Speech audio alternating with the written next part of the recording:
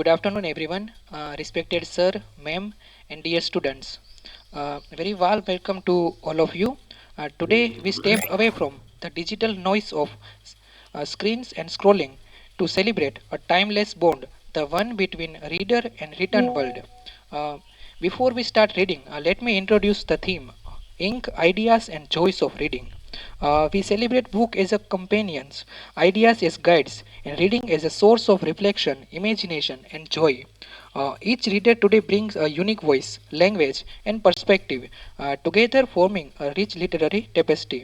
So now let us begin with a beautiful journey of words. So first of all, I would like to invite Sir, who will read The Tale of the Horse by Yashaswini Chandra.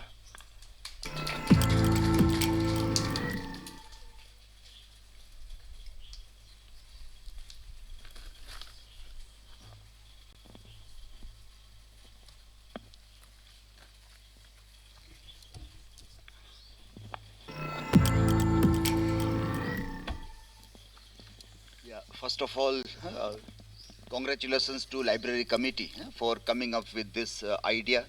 For last 3-4 years, we have started this tradition that in the winter, one of the morning or afternoon, we'll assemble outside and do some reading of whatever text we love to read, our own creations, fictional, non-fictional, poetry, dramatic lines, some kind of vachikam also can be done by a pair of people also.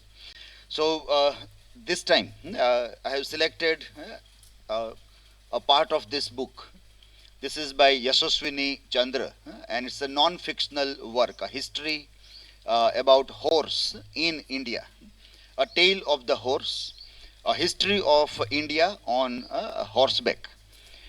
This book, if I read something from the blurb of this book, it is something like this.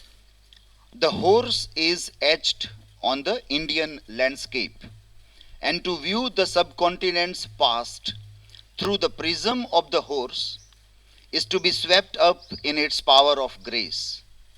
Horses are a thread and connects Indian history, mythology, art, literature, folklore, and popular belief.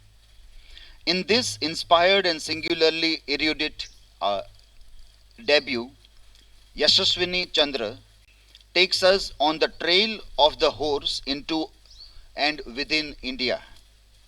What follows is a surprising and exhilarating journey covering caravan trade routes originating in Central Asia and Tibet, sea routes from Middle East and the dominions of different sultans and Mughal emperors, the South Indian kingdoms as well as the Rajput horse warrior states.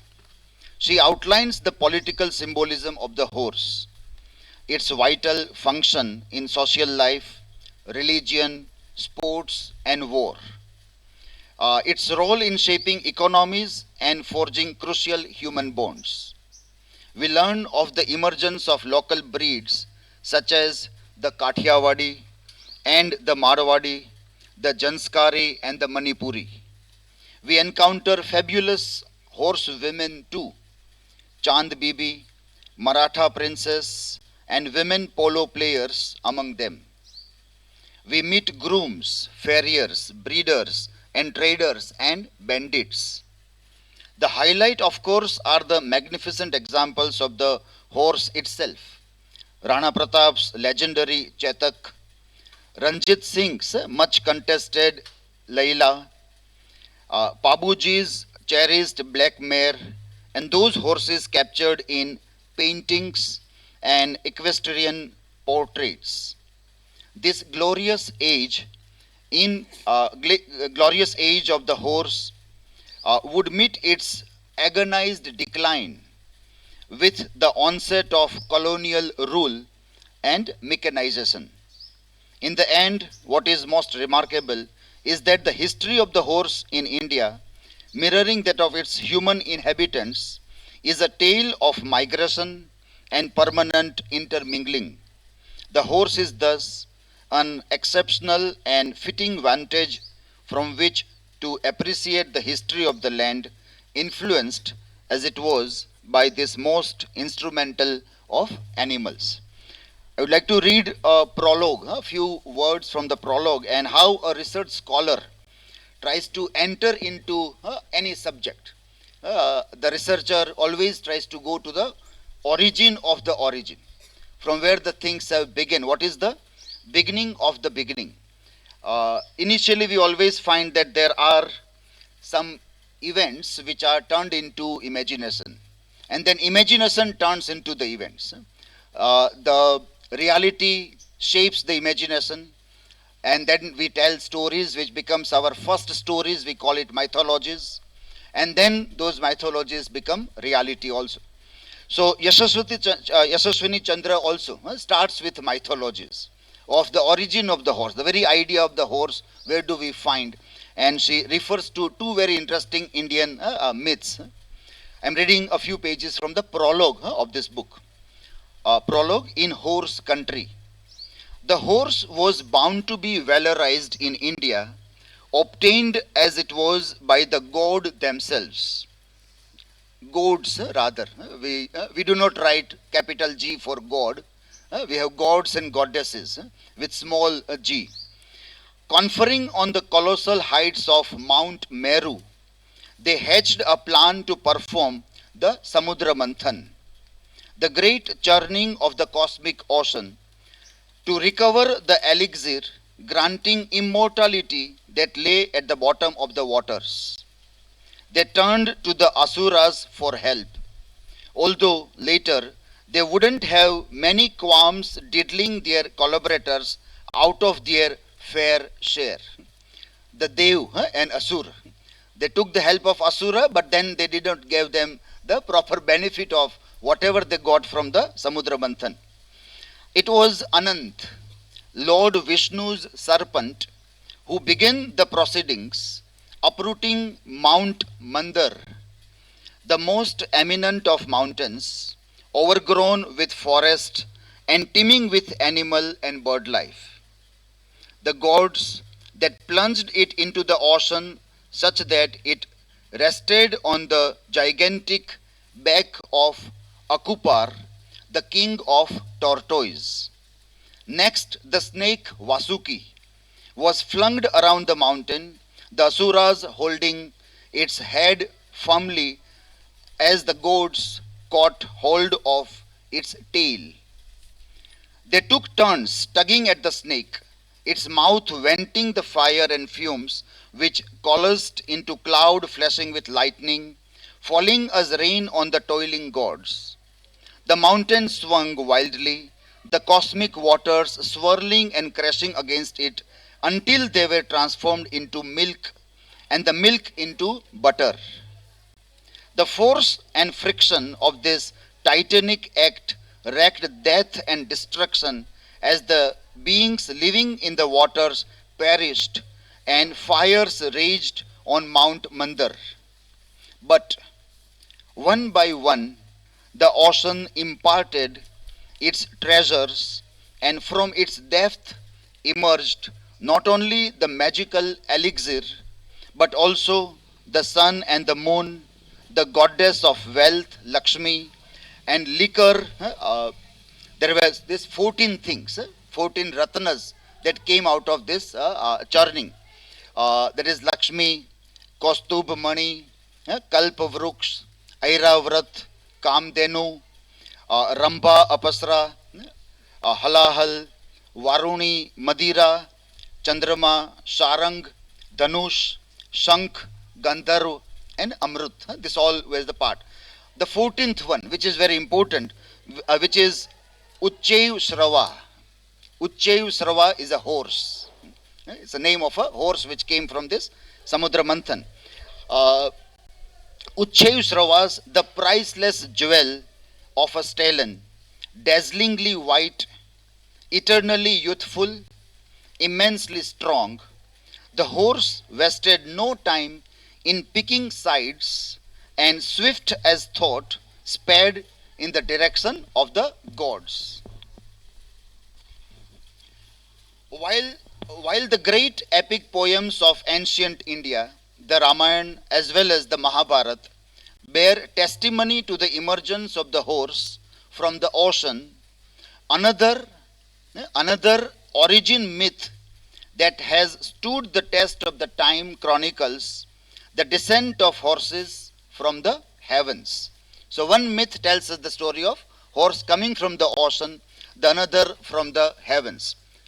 Which one is this myth? The legend identifying horse as originally winged celestial creature is mainly preserved within Shalihotra or Ashwa Shastra. Shalihotra, the Rishi who wrote, and that Shastra is known as the veterinary science of ancient India, which has the detail about Ashwa Shastra, the discipline of the horse, genre of Indian literature. Although it is difficult to discern the historical evolution of this tradition, diffused across manuscripts which continued to be produced until the 19th century in different languages, it is conventionally traced back to the eponymous Shalihotra, an ancient sage who is supposed to have been the fountainhead of horse knowledge in India. Shalihotra transferred this knowledge to his protege, Nakul, the famous Pandav brothers, Nakul and Sahdev. Nakul, one of the two youngest Pandava brothers from the Mahabharata, along with his twin Sahdev. All five Pandava brothers were considered the sons of King Pandu when in fact they were fathered by different gods. The older brothers Yudhishthir, Bhim and Arjun were born of Kunti, the senior queen, while the younger ones were the sons of Madri, Madri, the second consort. Nakul had horses in his blood, as did Sahdev, having been fathered by the godlings Ashwins. We have Ashwini Kumars. They are known as also the horse gods.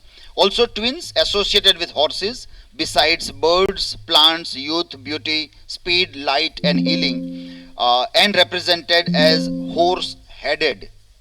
Even though Sahdev is not known to have distinguished himself as an equine expert as such, it is no wonder that Nakul fell in with Shalihotra and recorded the evolution of horse on earth. In most versions of the myth, the celestial progenitors of the horse lost their wings at the hands of Shalihotra. Eager to do Indra, the king of gods, a good turn, he clipped their wings so they could pull Indra's chariot and serve in his army. We can say this is the domestication of the horses. In another literature of the legend, they were mischievous and wild, managing to irritate Indra, who tore off their wings and banished them forever to earth. So that is how the horse came from heaven to the earth. Thus the horse appeared from both the ocean and the heavens, and it is as if these two myths allude to two of the main arenas from where horses arrived in India. Historically, the arrival of horses in India is not mythical, but it came through ocean from Arabic world and from the land over the Himalayas, where the Ukraine region today we find, or Central Asian region from where the horses were migrated or they were imported from these two regions. One from the land, that is from the heavens beyond the Himalayas, and another from the Arabic world through the oceans.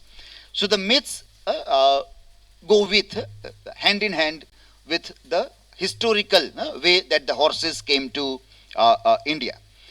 Through much of the history of the subcontinent, horses sailed across the Arabian Sea and from the Middle East, while also traveling overland from Central Asia, where the earth is said to meet the sky and soar towards heaven. But before different parts of India fell into a pattern of importing horses as well as producing their own, the subcontinent began on an almost clean slate. The native population of wild horses had disappeared by 8000 BCE, and it was only the ancestors of the Indian wild ass, wild donkey, known as Gudkhar, particularly associated with northwestern and western India, had survived.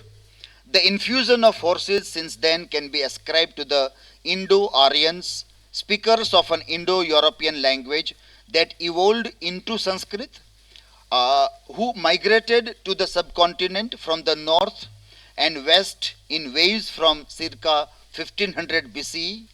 There is limited evidence of the horse from the earlier Bronze Age, Harappan or Indus Valley civilization. Many of the famous terracotta seals to be recovered from Harappan sites are engraved with various animals, but there is no sign of the horse. A few remains such as terracotta toys and figurine teeth and bone fragment which could be identified with horse have done little to dispel the view that horses were hardly available or domesticated until the late Harappan phase. Any traces of the horse from the later period could have been an outcome of early rounds of migration or an early history of commingling of the peoples of Harappa, Central Asia, Iran and Persia. Recent excavations of Sanoli in Uttar Pradesh have yielded 3 chariots with solid wheels dated 2000 or 1800 BCE, which might have been pulled by horses. While these findings may shed new light on the matter, the scholarly discourse locating them within the context of the Indian Bronze Age is still evolving. The picture becomes clearer with the Indo-Aryans, since it is well known that the horse and the horse-drawn chariot with spoke-wheeled were integral to their way of life in India. By the middle of Aryans began their migration into the subcontinent. The Harappan civilization was in decline, coming to a slow and protracted end across its large expanse. Using horses and chariots as their main means of transport and war, the Indo-Aryans spread across North India and established themselves. The greatest achievements of Indo-Aryans, since their equine contributions, was the composition of the Vedas, 4 compendium of hymns and incantations considered the oldest Hindu texts. This was also the beginning of an outpouring of ancient scriptures and epic poetry which were transmitted orally before they were all written up and codified, becoming the basis of the Vedic religion and subsequently Hinduism. The oldest, the Rigved, itself attests to the cultic importance of horses to ancient Indian culture. It might surprise us to find that the horse is mentioned in it 215 times, 39 times more than the cow, which has come to be widely revered in India. The hymn of arms and other things, where there is a strong representation of how horse has been an important thing, and it comes down to the idea of Ashwamegh, and both Ramayana and Mahabharata talks about Ashwamegh also. The ritual of Ashwamegh, as the book mentioned, was very detailed, and it was not possible for anybody to conduct Ashwamegh. So only a very rich ruler, very well established rulers had all the facilities to carry out the Ashwamegh, so Ashwamegh Yagna. So it was very rarely done in the context. But the story of horse in India had a very interesting mythical connection, and the historical one, that how it came over the ocean and through the land from the other part of the world, is all discussed in this A Tale of the Horse by this interesting writer. So thank you everybody for this is my reading contribution for the day. Okay?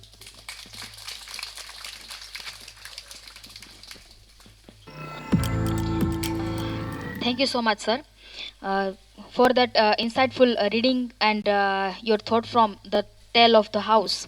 Your reflections, beautiful remind us of the value of life, love, and human connection from history.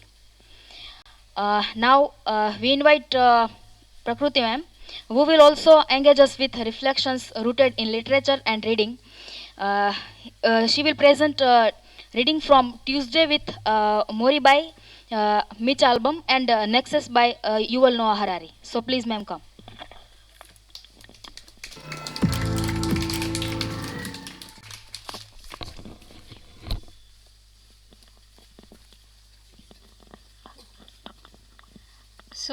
Good afternoon, everybody. The original plan was to read two books. One is this Tuesdays with Morrie, and the second one is Nexus by Yuval Noah Harari. But then I switched the plans, right? A few lines from this book, and one particular poem which I thought should be shared with you at this stage. So, well, that's the plan. Recently, and just to build up a little bit of context for this book, right? While we were discussing Orlando chapter number 2, I mentioned this particular point that you only refer to the past, the history, the nostalgia when you are troubled with the present, right? And in chapter 2 we have Orlando who has just faced a particular betrayal from a beloved in that case, and he is going into the crypts of his house, revisiting his ancestors, and he is despaired and depressed in that case, and he is doing all those things, and that is when we discuss this point. So Tuesdays with Morrie also has a similar context as such. It is the dialogue between a teacher and a student, right? So the protagonist of Tuesdays with Morrie is a man, right? A guy who has just begun his career. He's 37 years old, quite well established in the industry, corporate job hai, and he's like, just involved in that. And then suddenly, after so many years, he hears on the radio about his professor from university, that professor is apparently suffering from health issue which might even take his life away. So, and that is how he hears about his professor after almost 15-20 years of his life, right? So then that is where the context is. And then that radio show, because they had highlighted this kid, this person is suffering, and they are sharing their views about life and death and all those things. So the person realizes, okay, this is my professor, let me just go and meet him once, right? So he meets, and that is where the conversation begins with Morrie. Morrie is the name of the professor, right? And the writer is actually the protagonist. So that is why this book I chose. So a really interesting conversation between the teacher and the student. And second,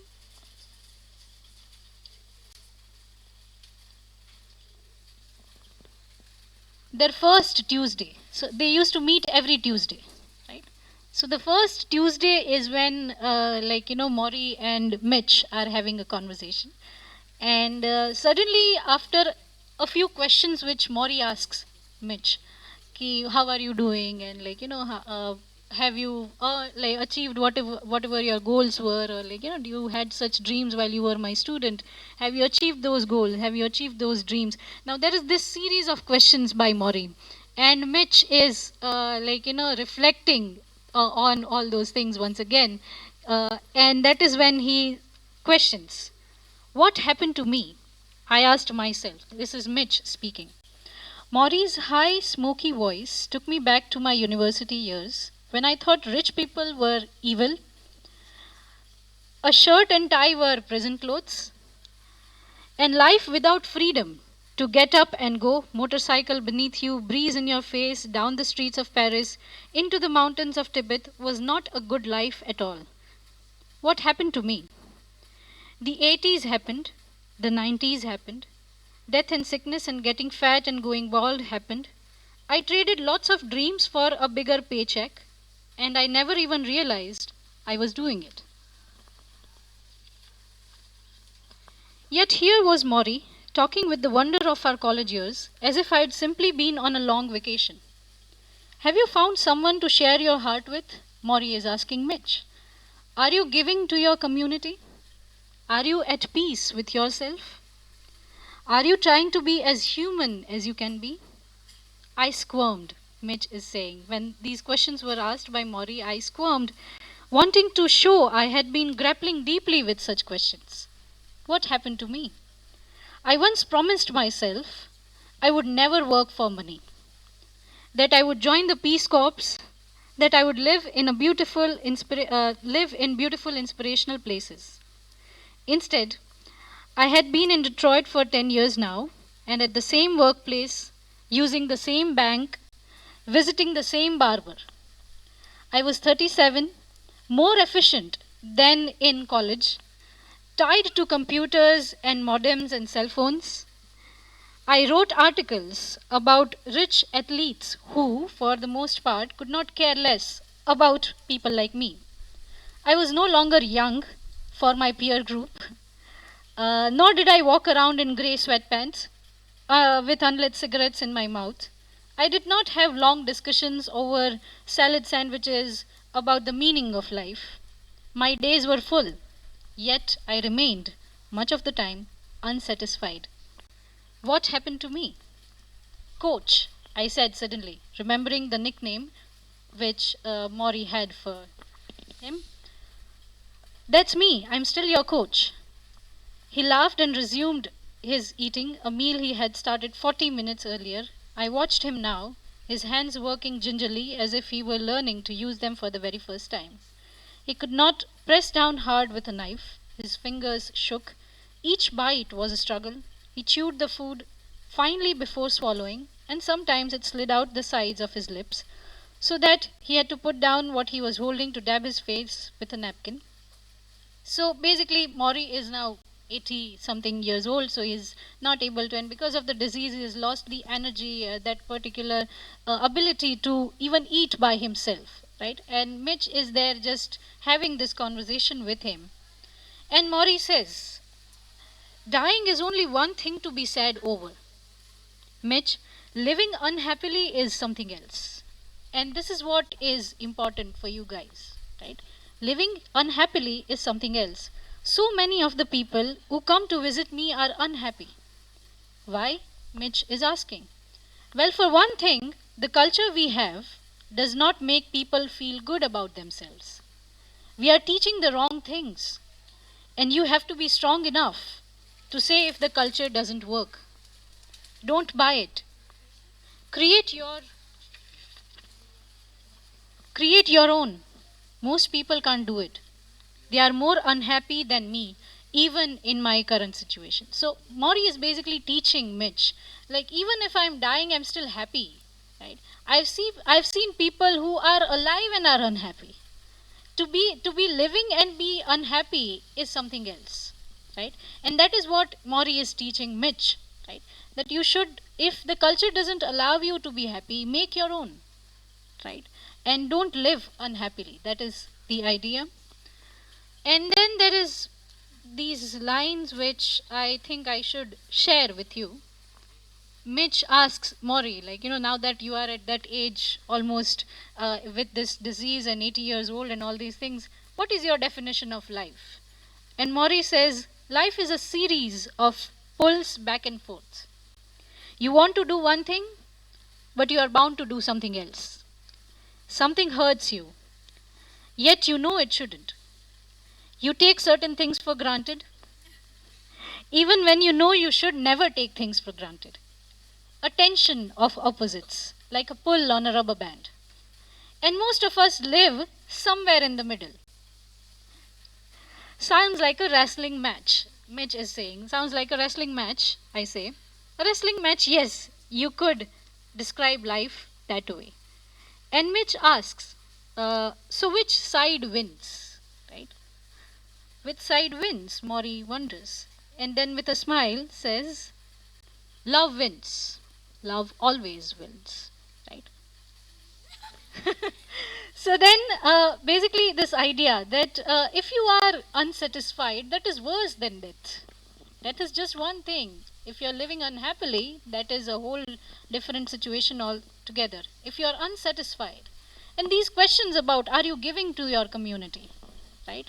Do you have somebody to share your heart with? Are you at peace with yourself? Right? These are the larger goals in life. We all, in fact, like, when we move out, and once you will realize this. Once you move out of the student phase and you start working, right? You get into the practical side of life. You get serious. You have a job, right? You have responsibilities. You will miss this phase of your life where you can choose to care less, right? Once you adopt a lot of responsibilities, when you have n number of things to do, you will start caring so much more that it becomes a burden, and that is when you will revisit these questions, right? So just like Orlando and just like Mitch, right? The Whenever you are stuck, basically whenever you find struggle, just revisit these questions. Are you at peace with yourself? Do you have somebody to share your heart with? Right? Are you giving to your community? આજે ભલે ના પાડો. But I hope that someday you have answers for these. Right?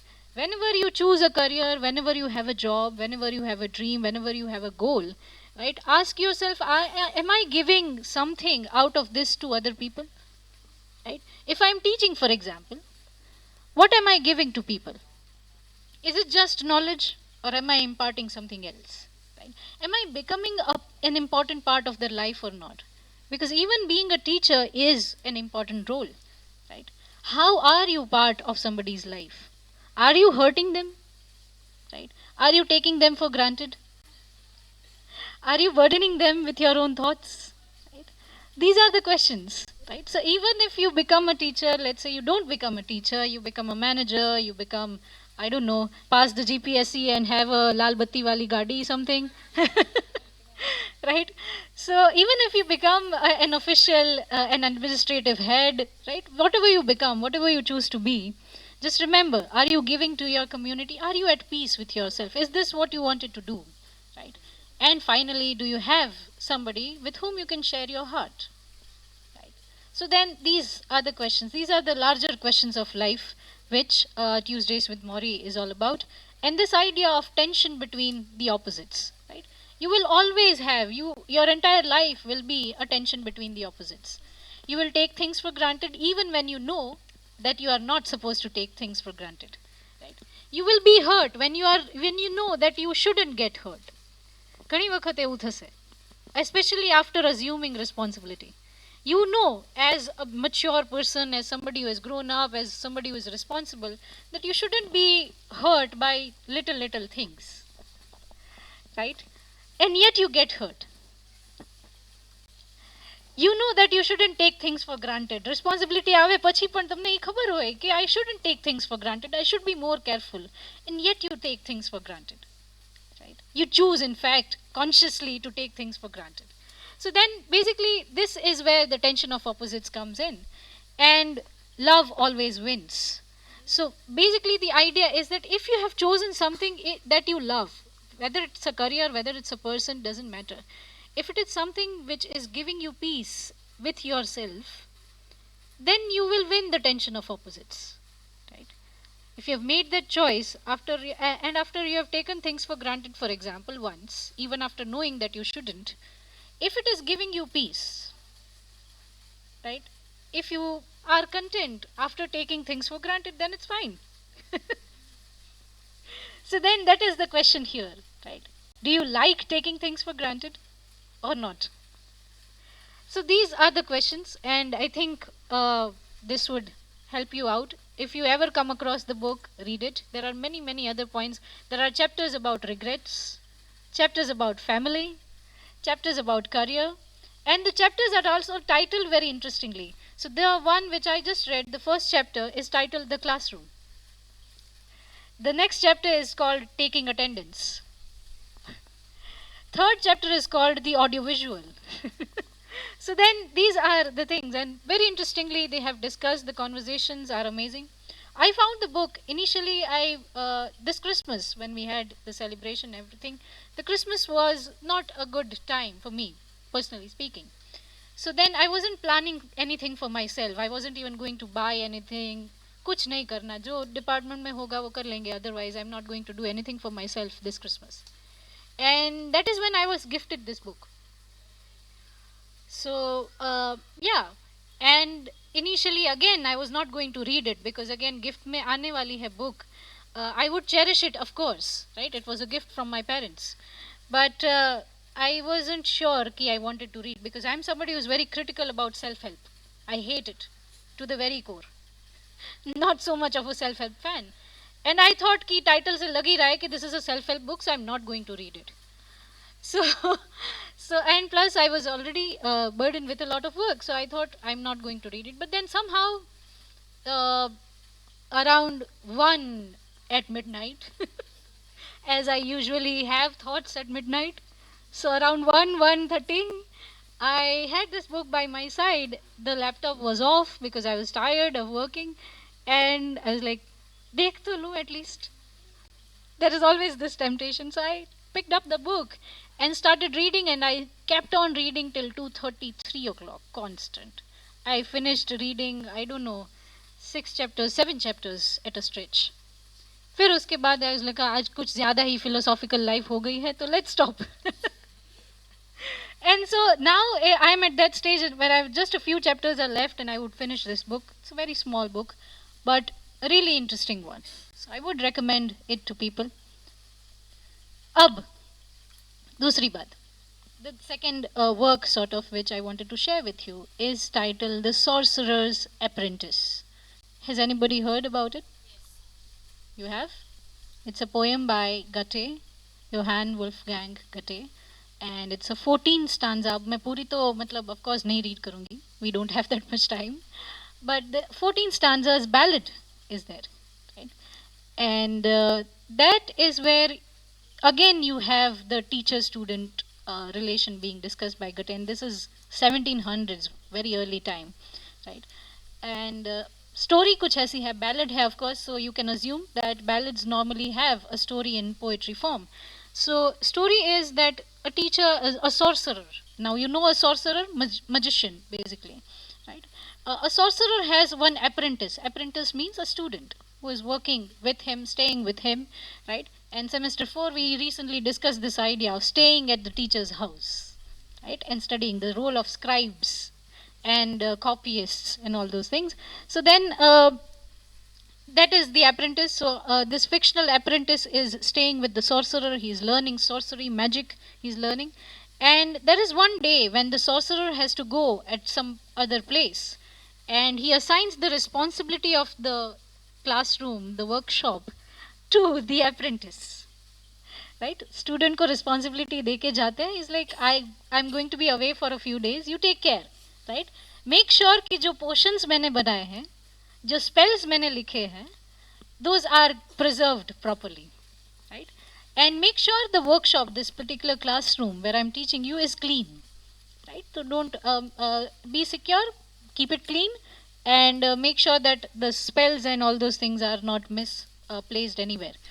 So that is the responsibility given, and he goes away.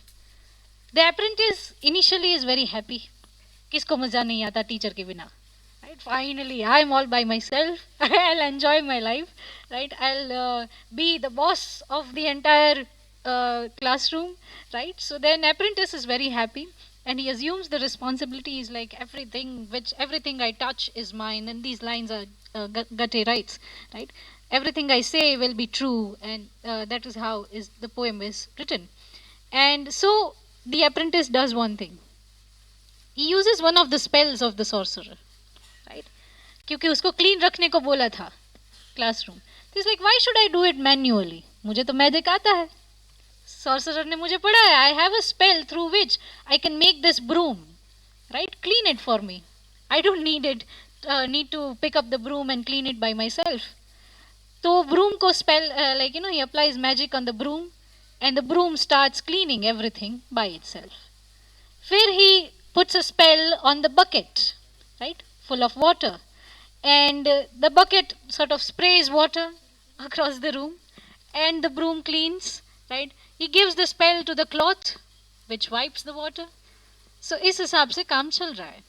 अब हुआ यूं, the problem happens when this gets out of control. He doesn't know how to stop the broom. He doesn't know how to stop the bucket. He doesn't know how to stop the cloth. Spell use करना पता है, spell stop करना नहीं पता. So then the situation is out of hand. The sorcerer is away, and because the bucket is put on a spell, it is spraying water so much कि अब पूरा पानी पानी हो गया. Everywhere there is water. Right? And the books which the sorcerer had kept under the responsibility of the apprentice, they are all wet now. Right? Everything is a mess, everything is misplaced. Right? The broom goes haywire, it keeps on cleaning. So the situation is out of hand. Doesn't know. Suddenly, the next, after a few days, somehow the apprentice survives. So apprentice ensures that he is safe. Right? कि मतलब at least कथा बताने को तो कोई हो. So he saves himself. Right? And he is ready कि अब जब भी master आएंगे पूछेंगे कि क्या हुआ. So I'll just tell this is what I did. And so it happens that the sorcerer returns. And he watches everything. First he gets angry. What have you done? I told you to keep this place secure. Right? I told you to make sure the place is clean. I told you to make sure that the spells are properly preserved. The books are properly maintained. Right? But what is this? This is all a mess. The apprentice says, well, I applied what you taught me. That is what he says. Right? I applied what you taught me, and this is the outcome. My learning outcome. And it so happens that I have landed into a situation where I don't know how to proceed further. The sorcerer does one thing. With the snap of his finger, he stops everything. Right? And he tells the apprentice, this is why I was not, in fact, I was worried before entrusting you with this responsibility. Right? I was not initially going to entrust this responsibility to you, but then I thought, let my absence be the lesson for you. Right? Let you teach yourself how you want to survive. Self-knowledge. Right? So let me help you in learning by yourself. And which is why I decided that, okay, I'll give you the responsibility, you do this. The apprentice, and this is where Harari's work comes in, the Nexus book. This is where it begins. Right? That Harari writes that today everything that we have in the name of scientific tools, right, technological tools, whether it's the internet, the phone, the laptop, the screens, right, they are like the spells which the sorcerer has left us. We don't know how to work it. One thing we know, that they can make our work easy, and we've been using them without a clue, right? हम लोग अपना काम easy करने के लिए we've been using n number of tools, है ना जय? ब्लॉग लखो હોય તો જીપીટી ને પૂછી લેવાનું and just copy and paste, right? Until the day comes and we realize ki, oh my god, this tool is out of my hands. Right? So nowadays the sense of fear that is there associated with these AI tools or any tools, any technological tools, is this: it is getting out of hand. It is no longer in our control. And now we need a sorcerer again. We need someone who can explain it to us. Right? कि इसको control कैसे करें. And which is why we are in need of sorcerers who know these tools better than us. Right? And that is where now you are supposed to work. Make sure that you are the sorcerer for somebody. क्योंकि आजकल जो हो रहा है, everybody is an apprentice, nobody is a sorcerer these days. Same is the case with any kind of knowledge. Right? This is just, tools are just an example which Harari uses because his book is about the evolution of information networks. Right? Nexus book is about that. But for us, this poem, this ballad by Gate, becomes the foundational discussion about how teachers are supposed to be now. Right? How you, as future teachers, are supposed to be. Yes, you are supposed to be the sorcerer for somebody who is an apprentice. Right? and you should know how knowledge is effectively used and it is not misused anywhere, right? So yeah, that's what I wanted to contribute. And I can't be the sorcerer. I haven't been the sorcerer for many people. I have been Morrie for many people. So that is a good take. But I do wish that someday I would also be a sorcerer for somebody who is an apprentice. And I hope that you are the sorcerer for n number of apprentices that you have in the future. So good luck with that. Thank you so much for the opportunity, and go on with that.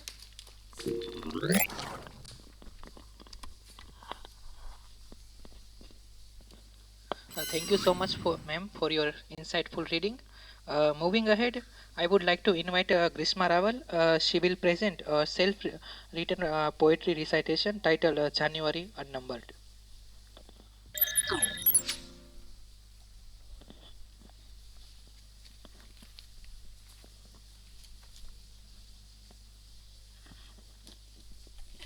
So basically, I wrote this poem couple of days ago, and usually January is the month which shows beginnings, new beginnings.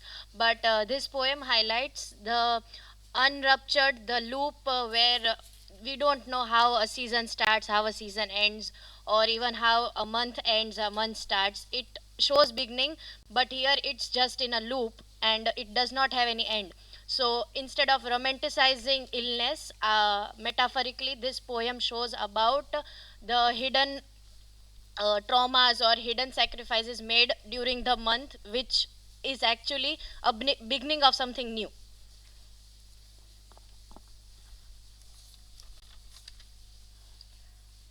So line goes by. I was sick from the 26th, carried fever like a calendar mistake, dragging December into places it had no right to stay. The 31st cuffed itself empty. The first arrived, newborn and cruel, already tasting like medicine and metals. The second fooled me. Fine, somehow, briefly. The kind of calm that doesn't mean mercy, only delay. Then the third. The third was violent in its quiet. One safari surge, one accidental truth. And the past, unburied, uninvited, stood up inside me. Every trauma, remembering my name, my world didn't crack, it denotated. Now, it's the fourth. I am 21, still breathing out of obligation, still alive for the ones who made me. Writing with shaking hands, calling this gibberish because poem feels too proud for something born from wreckage. I am broken in public, functional in theory, ready to disappear, but stubbornly here. A body that keeps choosing pulse, even when the heart is exhausted. If this is art, it is only because survival sometimes leaks through words before it learns how to speak. So, this poem made me learn how even numbers can be transformed into poetry, showing hidden norms or hidden traumas into words, and also how metaphors of life with numbers can help to write something. And even I'm not calling this a poem, it is just a gibberish which I have written, but it is in a poetic manner, so it can be briefly called a poem but not totally a poem. So that is it from my side. Thank you so much.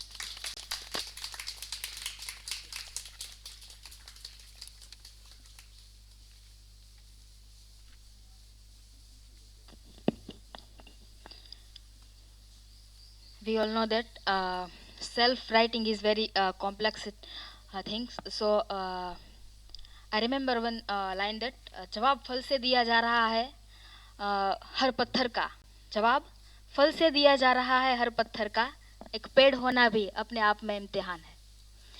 So thank you Grishma for sharing your beautiful poem.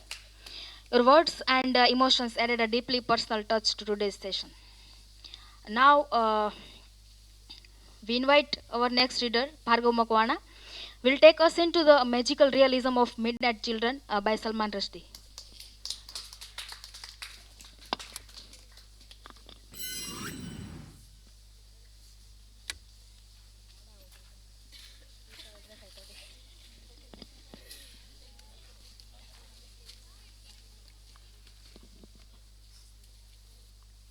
Okay, so today I'll be reading some lines from Midnight Children.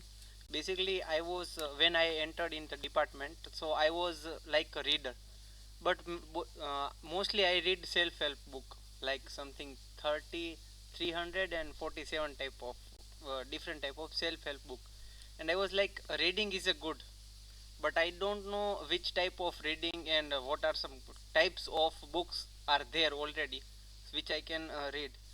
And my first encounter after 1 year here was with Salman Rushdie. He has written many books like Grimace and The Midnight Children, which I will read today. So we have a sense of history, like there can be only one history, and that is the history which everyone should know. But this man is particularly challenging that idea that there is not just one history, but history is the story of his personal story, and that idea he is just presenting in this book. So I would, if I would read some original lines from it, then in introduction section he says that I had wanted for some time to travel some time to write a novel of childhood, arising from my memories of my own childhood in Bombay. Now, having drunk deep from the well of India, I convinced a more ambiguous plan. I remembered a minor character named Salim Senai, born at the midnight moment of Indian independence, who had appeared in the abandonment draft of a stillborn novel called The Antagonist. As I placed Salim at the center of my new scheme, I understand that his time of birth would be oblige me immensely to increase the size of my canvas. So here he is selecting a timeline from 1947, and it is 15th August, and he just says that the main character or the protagonist is Salim Senai, and he is seeing the country as his twin's brother. And one of the intro interview, Salman Rushdie himself says that he wanted his main character Salim Senai to be twins as this country, so he gave him the nose like Indian north side. And if I was like reading this book was not at that type of interest, like people have believed that don't judge a book by its cover, but when I was here and my thought pattern was like judge a book by its cover, you need to like accept the design of a designer.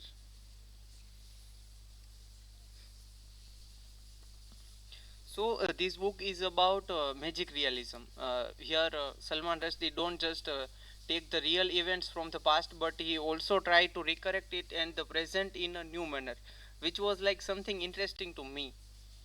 And the protagonist is unreliable, so he is like telling, like I don't want to tell it, but I swore to tell it. No, I renounce that. Surely some things are better left. He is not sure that he should tell or not tell something. Like people reading this book are surely aware that the person આપણે એમ કહેવાય કે આની ઉપર નવ્યા જેવું નથી એમ એ ટાઈપની so this was interesting for me. And the back side of this book it is written that born at the stroke of midnight on August 15 1947, at the precious moment of India's independence, the infant Salim Senai is celebrated in the press and welcomed by Prime Minister Nehru himself. સો આ એમ કહેવાય કે માણસ આમ એટલો બધો ભાગશાળી હતો કે જેને આમ મિનિસ્ટર જવાહરલાલ નહેરુ જ તે એના પોતે વેલકમ કરવા માટે આવે છે. But this coincidence, birth has consequences on Salim, is not prepared for. Telepathic power that connect with him and and 1,000 other Midnight children, all born in the initial hour of India's independence, and an uncanny sense of smell that allows himself a sniff out of dangers and other cannot perceive. So this was from my reading. Thank you.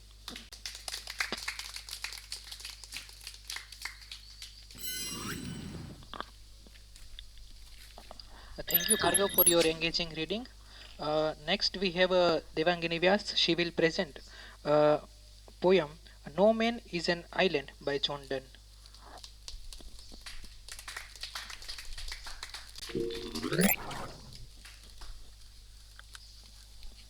So, hello everyone.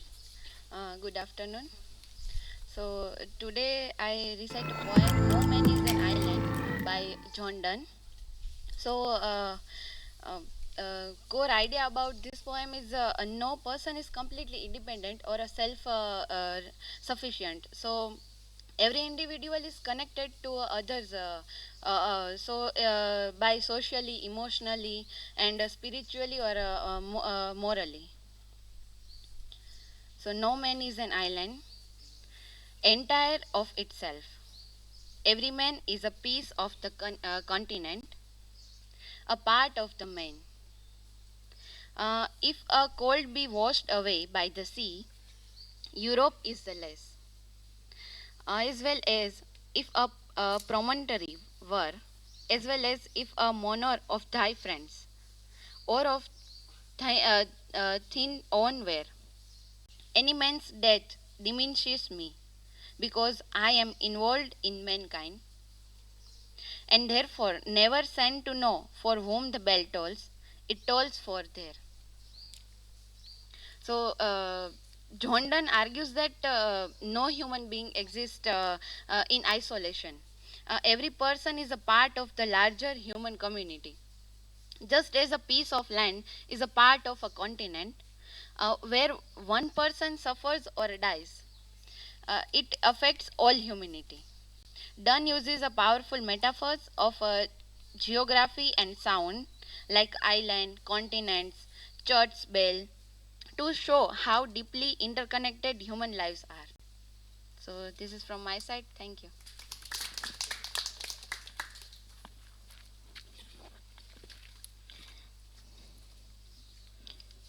Thank you, Devangini, for your meaningful recitation of No Man is an Iceland.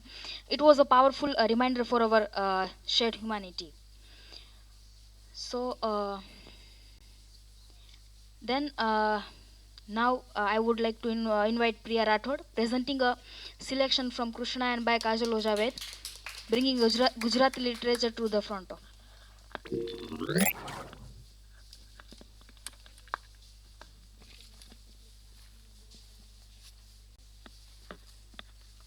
Good afternoon, everyone.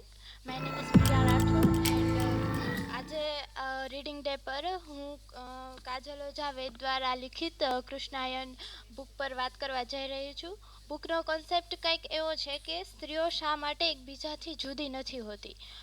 Shri Krishna આ બુકમાં ત્રણ સ્ત્રીઓ તેમના જીવનમાં મહત્વ ધરાવતી ત્રણ સ્ત્રીઓ જેમ કે પ્રિયતમા, પત્ની અને સખી એટલે કે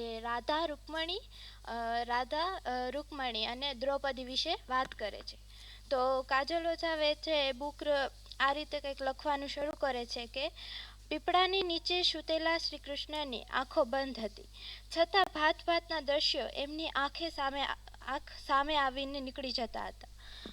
દ્વારિકાનો એ મહાલય, કુરુક્ષેત્રનું યુદ્ધ, દ્રૌપદી સ્વયંવર અને રૂકમણીનું હરણ અને પ્રભાસ ક્ષેત્ર તરફ નીકળ્યા ત્યારે જોયેલી સત્યભામાની એ આંખો. ક્યારેક આગળ તો ક્યારેક પાછળ, સમયને વળોટીને વ્યક્તિઓ અને દ્રશ્યો એમના સ્મૃતિપટ પર ઉપર આવતા હતા અને વિલીન થઈ જતા હતા. જાણે શેષનાગે પોતાની ફેણ ફેલાવી હોય એમ પીપળાનું વૃક્ષ એમના માથા પર છાંયો કરી રહ્યું હતું.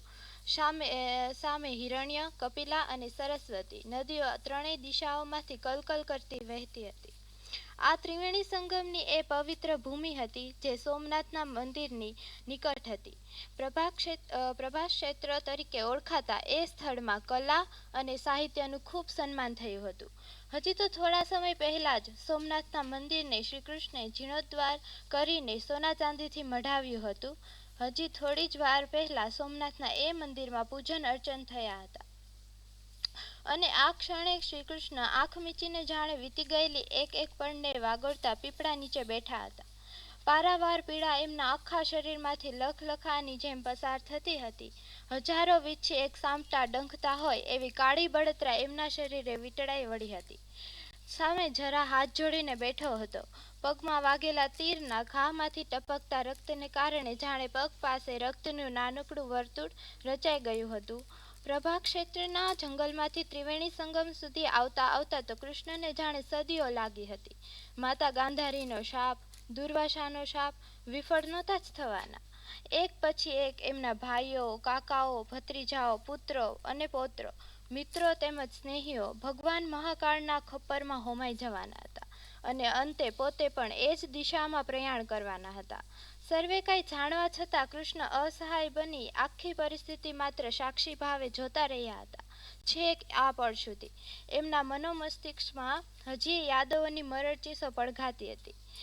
એકબીજાને એઠા વાસણો મારીને, બચકા ભરીને, એકબીજાને પશુઓની જેમ મૃત્યુના મુખમાં ધકેલી રહેલા યાદવોને પોતાની દ્રષ્ટિ સામે નિહાળવાનું દુર્ભાગ્ય પોતાને શા માટે મળ્યું હતું, શ્રી કૃષ્ણ એમ વિચારી રહ્યા હતા. કુરુક્ષેત્રના યુદ્ધમાં શસ્ત્ર નહીં ઉઠાવીને કૃષ્ણે પોતે જ સહાર નહોતો કર્યો એ સત્ય, પરંતુ આખા યુદ્ધની સાથે સાથે એમણે જોયેલો રક્તપાત અને વિનાશ એમને આપણે પણ સંતાપી રહ્યો હતો. શું અર્જુનનું કથન સત્ય હતું? ભાઈ ભાંડુ, કાકા ભત્રીજાને મારીને મેળવેલું રાજ્ય વ્યર્થ હતું?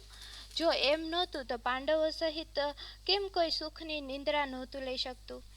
કુરુક્ષેત્રના યુદ્ધ પછી પણ ધર્મનો જય તો થયો હતો કદાચ, પરંતુ શું અધર્મ સાચે જ નાશ પામ્યો હતો? શ્રી કૃષ્ણના મનમાં નદીઓના ઉપર તળે થતા પ્રવાહની જેમ ભાત ભાતના વિચારો ચાલી રહ્યા હતા. શા માટે આવતા હતા આ વિચારો? શા માટે મન શાંત નહોતું થઈ શકતું? શું અંતિમ પ્રયાણની ઘડીઓ આવી જ હોય? કૃષ્ણને એક બીજો વિચાર આવી ગયો.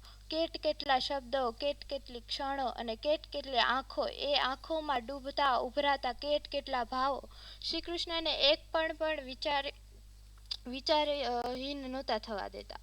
ધ્યાનસ્થ થવાનો પ્રયાસ કરતા કૃષ્ણને વારંવાર પોતાનું ધ્યાન વિચલિત થતું લાગતું.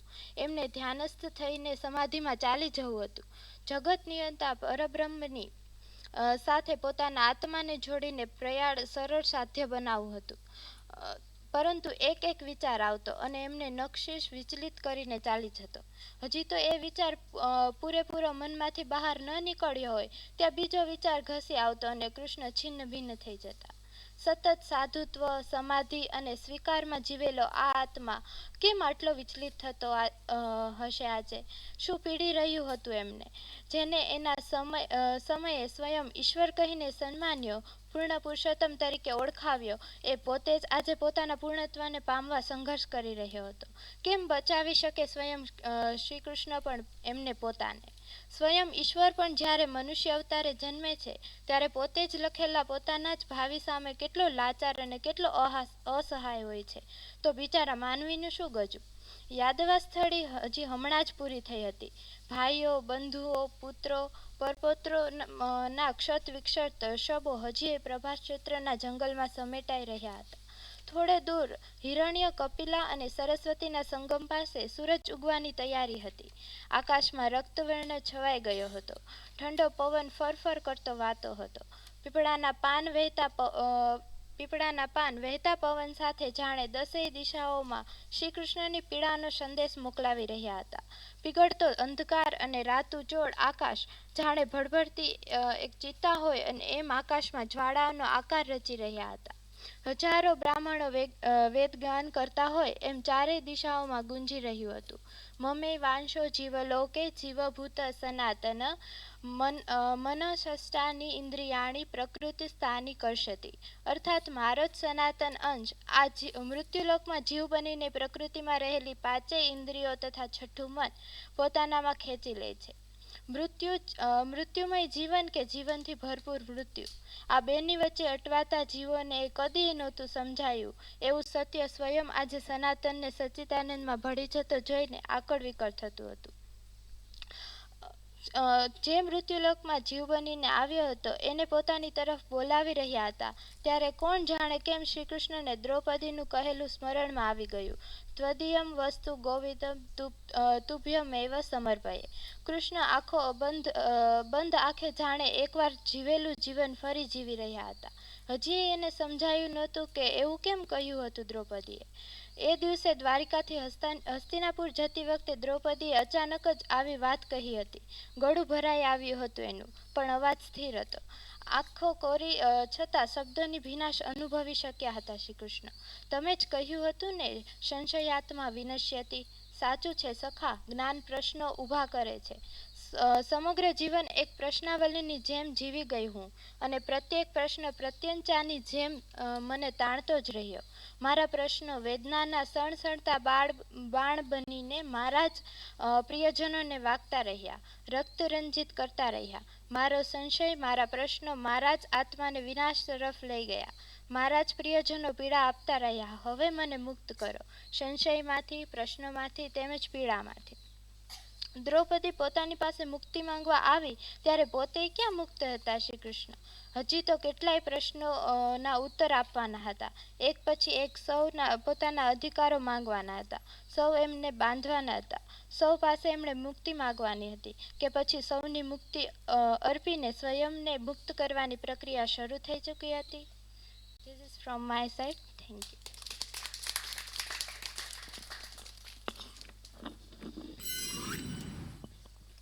Thank you, Priya, for your beautiful recitation.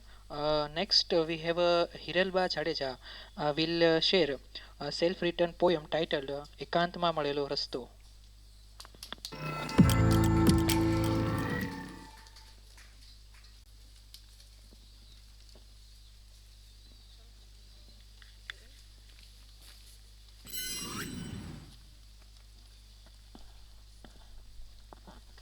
Hello, મારું નામ હિરલબા જાડેજા છે. આજે હું આ કવિતા જે 4-5 વર્ષથી હું અનુભવું છું એના પર લખેલી છે કે એકલા રહેવાથી તમે તમારી જાતને જાણી શકો છો, પણ એનો મતલબ એમ નહીં કે સંન્યાસ લઈ લ્યો ઓલા બુદ્ધની જેમ, પણ થોડોક ટાઈમ તમારા સાથે વિતાવો તો સારું એમ, તો તમને ખબર પડે એમ. તો આ પોએમ એના પર છે. એકલો બેસે ત્યારે માણસ મૌન સાથે વાતો કરે, બહારના શોરથી દૂર રહી જીવતરના ઘાવને સ્પર્શી ભરે. ભીડમાં મળતું નથી ઉત્તર, એ તો મળ્યા શાંત પળોમાં. જ્યારે પોતાને સાંભળે ત્યારે મુશ્કેલીઓ ઓગળી જાય હળવા પવનમાં. એકાંત ડરાવતું નથી, એ તો માર્ગ બતાવતું દર્પણ છે. સવાલો ક્ષણભર ગૂંચવે ભલે, ઉત્તર તો એ જ મનોમાં રહેલું સત્ય બની રહે છે. જ્યારે માણસ પોતાની જાત સાથે સાચી વારે આંખો મિલાવે ત્યારે જીવનની અંધારી ગલીમાં પણ રોશનીના દીવા પોતાના જ પ્રગટાવે. એટલે આ પોએમમાં જે એ પોતે કઈ શું અનુભવે છે, એમાં શેનાથી રસ્તો ગોતે છે, એના પરથી છે. Thank you. This is from my side.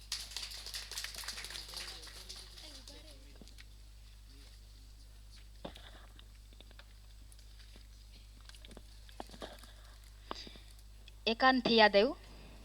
हंस के गुजार लेता हूँ मैं दिन अपना, हंस के गुजार लेता हूँ मैं दिन अपना, खुद से तो मैं शाम के बाद मिलता.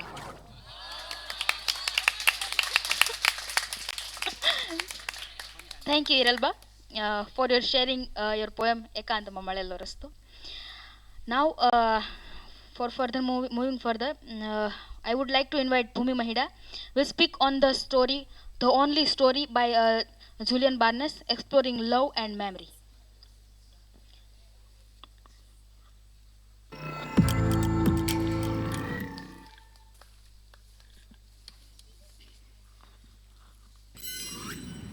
Hello everyone. Today I'm going to read some of the paragraphs of the novel, The Only Story by Julian Barnes. And the novel is begin with the beautiful lines that would you rather love the more and to suffer the more, or love the less and to suffer the less? That is, I think, finally the only real question. You may point out correctly that it isn't real question because we don't have the choice. If we had the choice, then there would be a question. But we don't, so there isn't. Who can control how much they love? If you can control it, then it isn't love. I don't know what you call it instead, but it isn't love.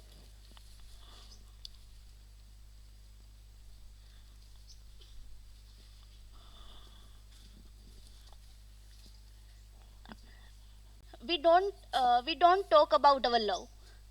We merely know that it is there, that it is what it is, and that everything will flow and justly. From this fact, do we constantly repeat, I love you is confirmation? At this distance, I can't be sure. Though I do remember that when, after looking the back door, I climbed into bed with her. She whispered, never forget, the most vulnerable spot in down the middle. Then there is that word John dropped into our conversation like a constant fence post into a fish pool. Practicality over my life, I have seen friends fail to leave their marriage, fail to continue affairs, fail even to start them sometimes, all for the same expressed reason. It just isn't practical. They say wearily, the distance are too great. The train schedules unfavorable, the work hours mismatch, then there is the mortgage and the children and the dog. Also the joint ownership of things. I just couldn't face sorting out of record collection. A non-living wife once told me, in the first thrill of love, the couple had their records, throwing away duplicates. How was it feasible to unpick all that? And so she stayed, and after a while, the temptation to leave passed, and the record collection breathed a sigh of relief. Whereas it seemed to me back then, it is absolutism of my condition, that love had nothing to do with practicality. Indeed, was its what its polar opposite. And the fact that is a showed contempt for such banal consideration was a part of its glory. Love was by its very nature disruptive, and if it is was not, then it was not love. You might ask how deep my understanding of love was at the age of 19. A court of law might find it based on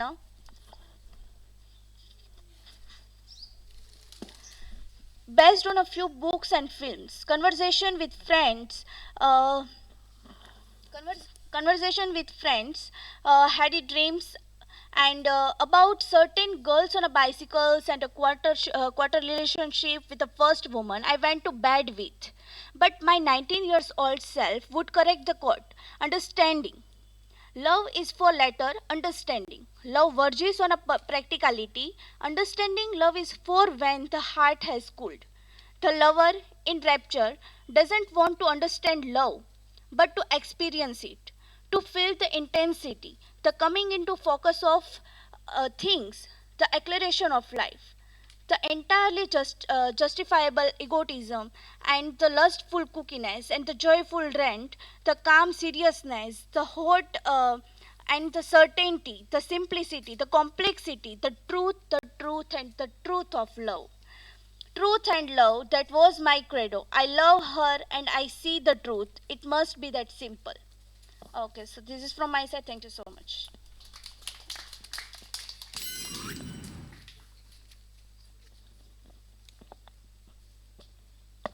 Thank you, Bhumi, for your thoughtful reading.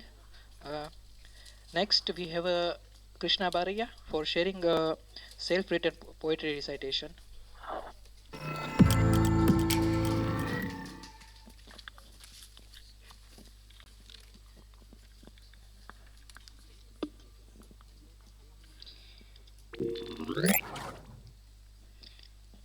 તો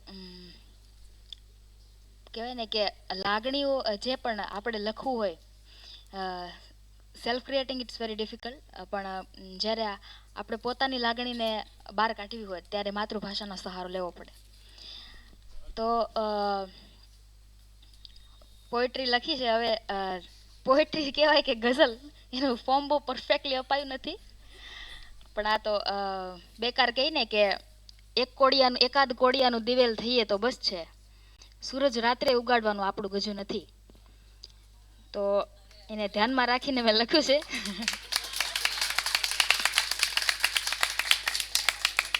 thank you. ચમકવાનું છોડી ડૂબતો તારો થતો જાઉં છું. ચમકવાનું છોડી ડૂબતો તારો થતો જાઉં છું. સઘળા તારો તોડી નાખી એક તારો થતો જાઉં છું. કિરણો બધી ભેગી કરી થેલો ભરી લીધો છે. કિરણો બધી ભેગી કરી થેલો ભરી લીધો છે. પડતો મૂકી પડછાયો હવે હું મારો થતો જાઉં છું. નદીઓ ભેળી કરતા કરતા દરિયો બની જવાયું છે. નદીઓ ભેળી કરતા કરતા દરિયો બની જવાયું છે. આંસુ એના સંઘરી હવે જો ખારો થતો જાઉં છું. સુખી હતો ત્યાં વિખરાયેલી ડાળી માફક પડ્યો હતો. સુખી હતો ત્યાં વિખરાયેલી ડાળી માફક પડ્યો તો. સમેટવામાં ખુદને હવે હું ભારો થતો જાઉં છું. વેર કરી લીધું છે અમથા અંજવાળાની સાથે મેં. વેર કરી લીધું છે અમથા અંજવાળાની સાથે મેં. અંધારાના લેણામાં ઘસારો થતો જાઉં છું. બસ છેલ્લી વખત છે છલકાવાનું શ્વાસે શ્વાસે ગીર. બસ છેલ્લી વખત છે છલકાવાનું આ શ્વાસે શ્વાસે ગીર. માટલું મટી જો હવે હું ગારો થતો જાઉં છું.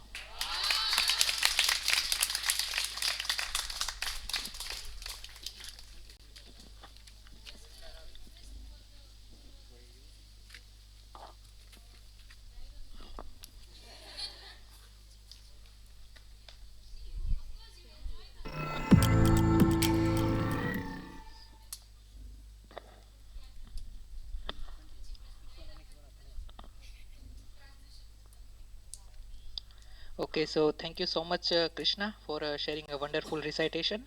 Next, we have Sagar Chavda, who will read on the book The Reading by Arthur Schopenhauer.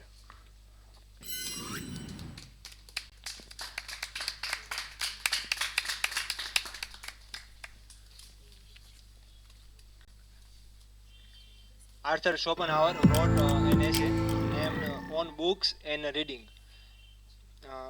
So I have just the entire essay will not take more than half an hour to complete, but still then I have excluded some of the parts to give it to you. The first part I have distinguished this as well. The distinction between reading and thinking. When we read, another person thinks for us.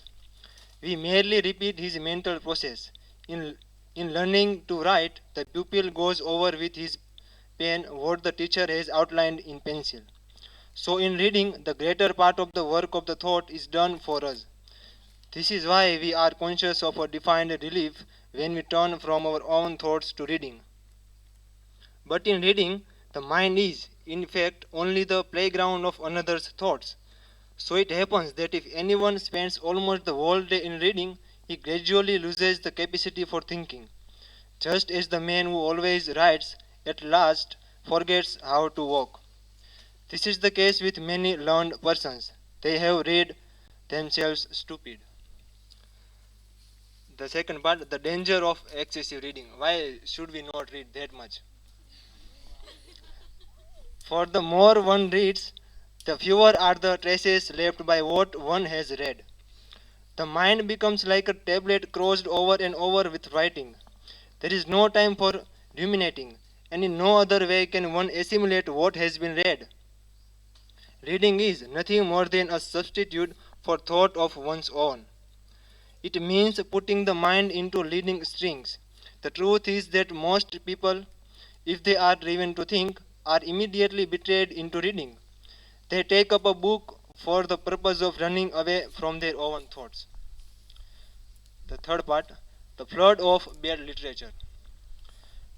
19th of the whole of our present literature has no other aim than to get a few shillings out of the pockets of the public.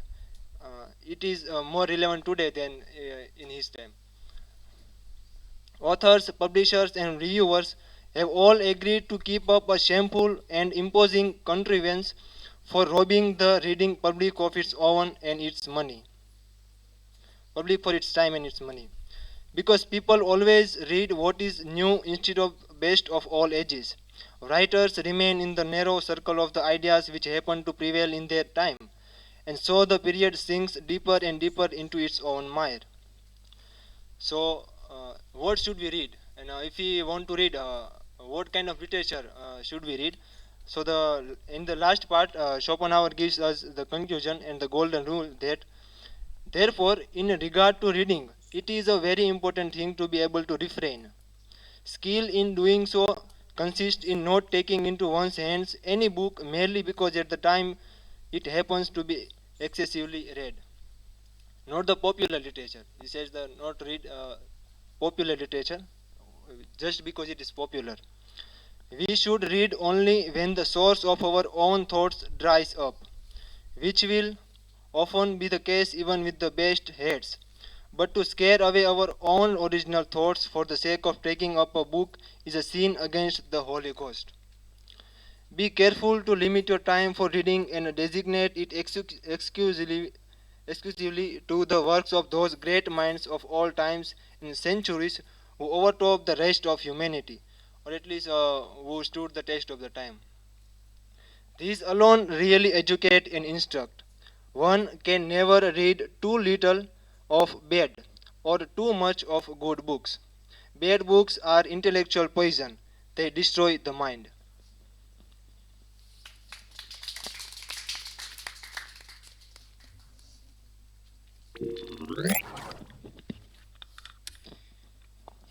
Thank you, Sagar, for sharing that insightful expert from on book and reading. It was truly fitting on for this day. Now, moving further, Priyanka Nakrani will recite the poem "Blind Deep Fish" by Anand Acharya. So, I would like to Priyanka.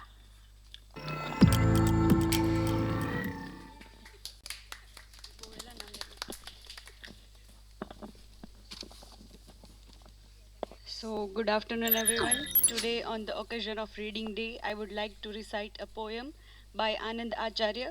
So, I learned this poem in Standard 12. આપણે બધા ભણ્યા હશો એકવાર. It inspired me deeply. નાની છે પણ બહુ deep છે. So, it's remind us that in the flows of daily life, we often forget our humanity and fail to notice the quiet wisdom around us. So, the poem is Blind Deaf Fish by Anand Acharya. In a dark cave flows a dark river, and on its stony bank there sits a man, old as a sun or older, waving a yarn of rainbow and humming a song. But the blind deaf fish that swims in the stream see neither yarn nor man, nor hear his everlasting song. So, here in this poem, the setting of dark cave and flowing river places the poem outside ordinary reality, creating a universal and timeless backdrop.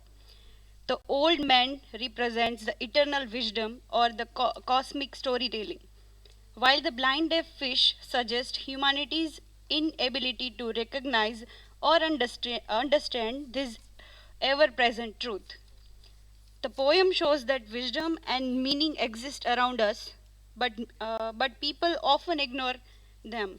like the blind deaf fish. Humans lives their lives without noticing the quiet truth and beauty always present. So this is my contribution for reading day. Thank you everyone.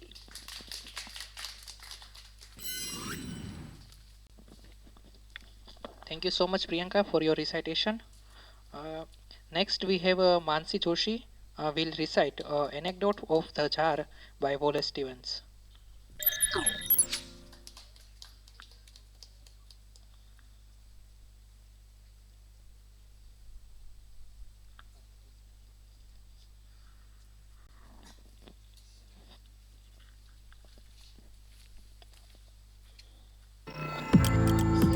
Poem written by uh, Wallace Stevens. So, poem is anecdote of the jar.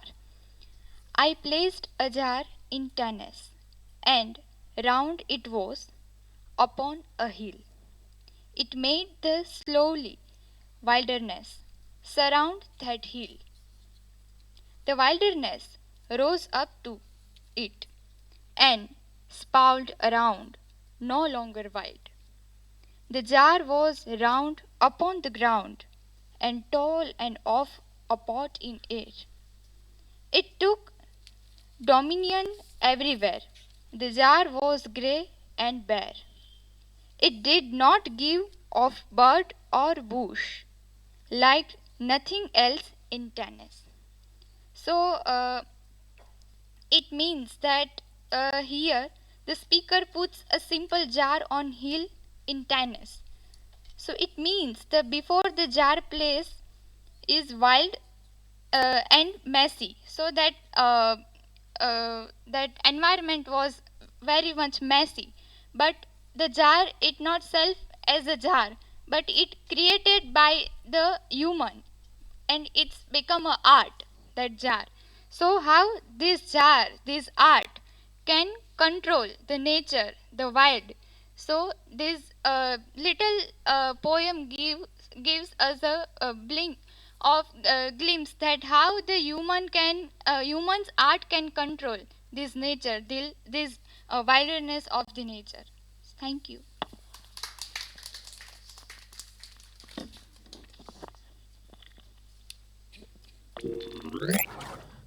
Thank you, Mansi, for your recitation. You capture the symbolic essence also. Next, we have Sanjay Rathod will read Who Will Cry When You Die by Robin Sharma.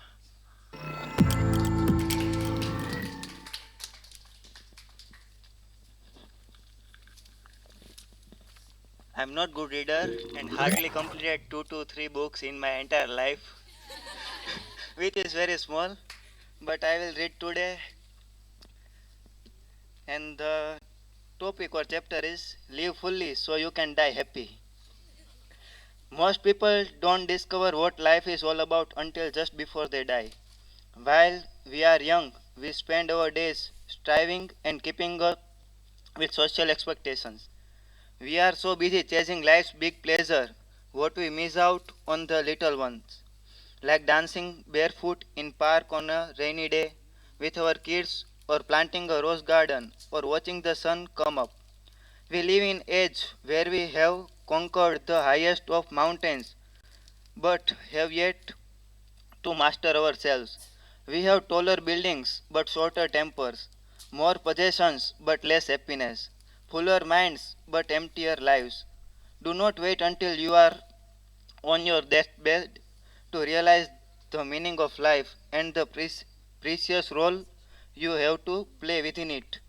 All too often, people attempt to live their lives backward. They spend their days striving to get the thing that will make them happy rather than having the wisdom to realize that happiness is not a place you reach but a state you create.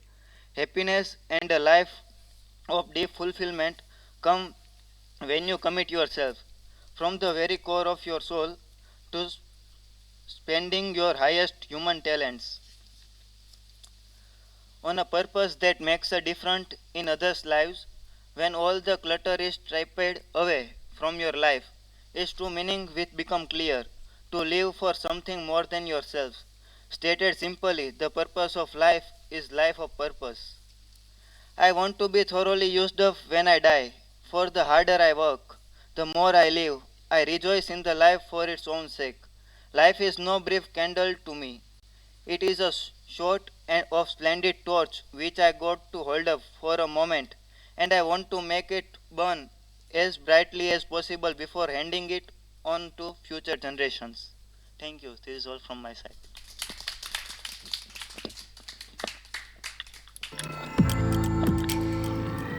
Thank you, Sanjay, for sharing insightful from Who Will Cry When You Die. Your reading encourage meaningful self reflection. Now, we invite Radhika Mehta, and I remember one line also that because he she will try to present self-written poem ખ્વાઈશ. So I want to say on that કેટલા તણખલા એકઠા કરો ત્યારે માળો સર્જાય. જ્યારે એક કવિ છે ને કે કડી ભેગી કરતા હોય ત્યારે કેટલી તકલીફ થાય એક કવિને જ ખબર હોય. ઘણા બધા વિચારો એકસાથે મગજમાં આવી જાય અને બહુ કોમ્પ્લેક્સિટી કહેવાય ને ક્રિએટ થાય. કેટલા તણખલા એકઠા કરો ત્યારે માળો સર્જાય, એકાદ પંખીડાને પૂછો તમને નહીં સમજાય. So Radhika Mehta, please come, the stage is yours.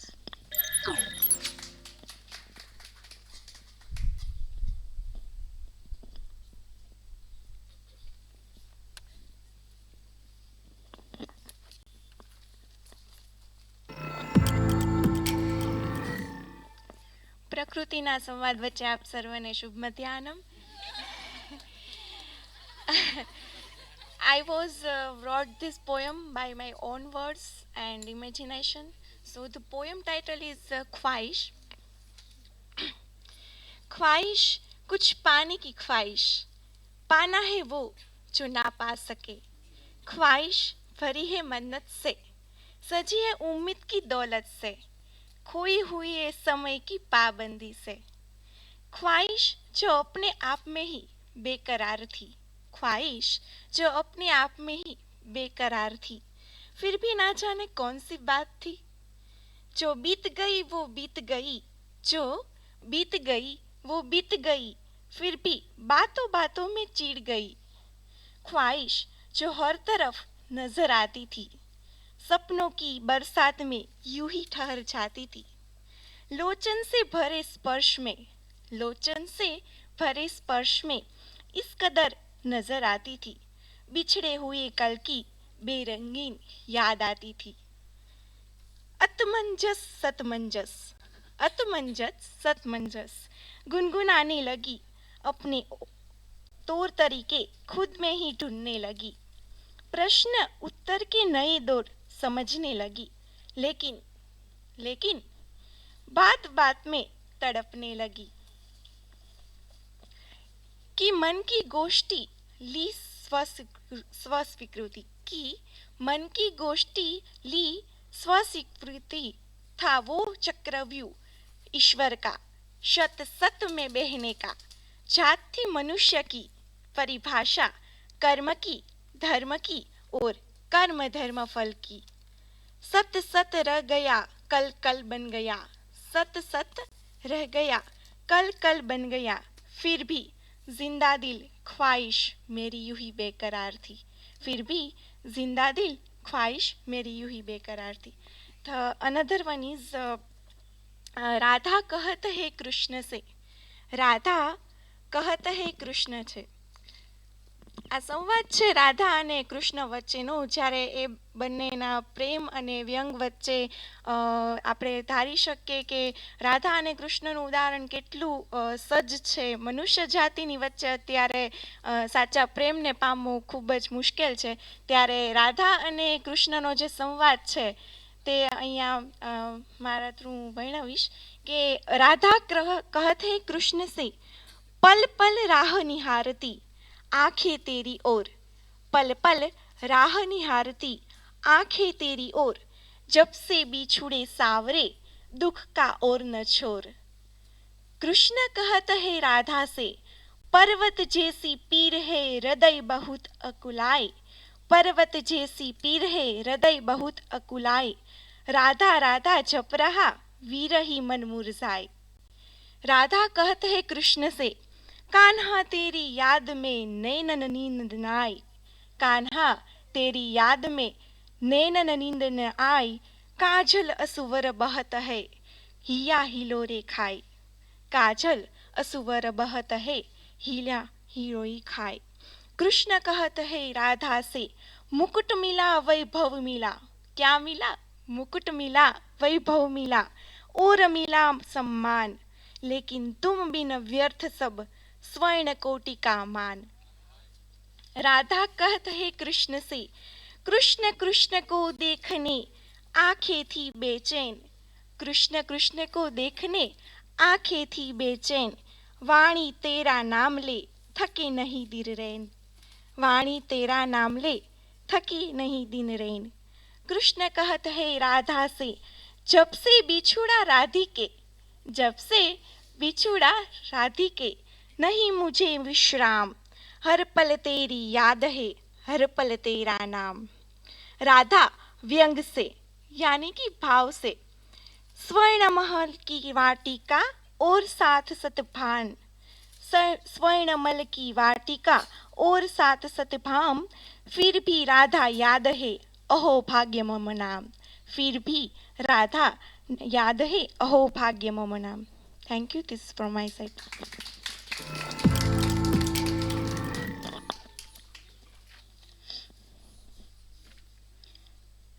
Thank you, Radhika, for sharing your poem. Your words and emotions resonate strongly with the audience. Now, moving further, I would like to invite Khushi Ravia.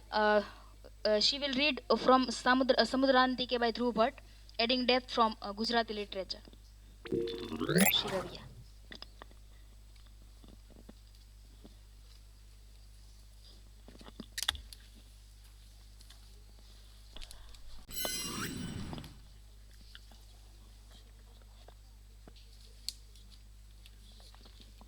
So, hello everyone. Today I will read Samudrantike is a modern Gujarati novel by Dhruv Bhatt that presents a first person journey along the Saurashtra coastline from Gopinath to Dwarka and written in the form of a travelogue. The novel vividly portrays rural life, local culture, and the intimate relation between humans and nature, and especially the sea. And the narrator assigned to plan a chemical industrial zone and experiences and inner conflict as he witnessed the untouched beauty of the coast and the simple nature centered lives of people like Noor Bhai. And through a simple yet reflective narration, the novel critiques modern industrialization and education for distancing humans from nature, and strongly emphasizes environmental conversation as essentially for meaningful human existence.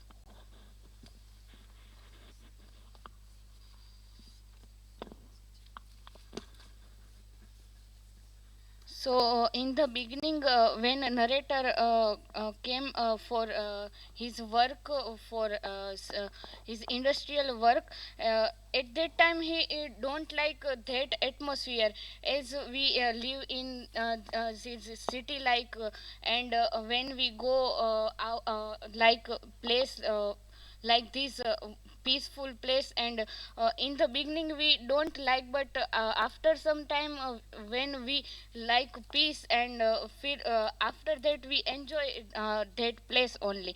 So કોણ જાણે કેમ પણ ધીમે ધીમે હું આખા ખારા અમાપ જળ રાશિ સાથે ઊંચી ભયાવહ કરાડો સાથે ધૂળ ઉડાડતા ખારા પાટ સાથે અને વન ખાતાના માણસોએ સર્જેલી આ બાવળિયાની કાંટ સાથે અજાણપણે બંધાતો જાઉં છું.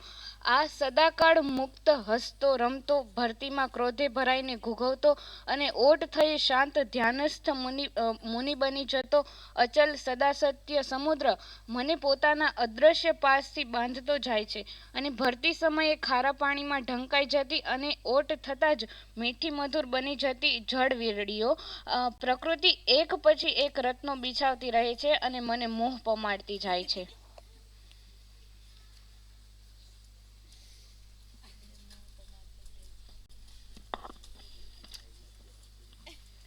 દરિયા પર રહીને જમીનને જોવાનો અને ભૂમિ પર રહીને સમુદ્રને નિરખવાનો બંને પ્રસંગ માધુર્ય હોય છે. It's a different enjoyment to live sit in the seashore.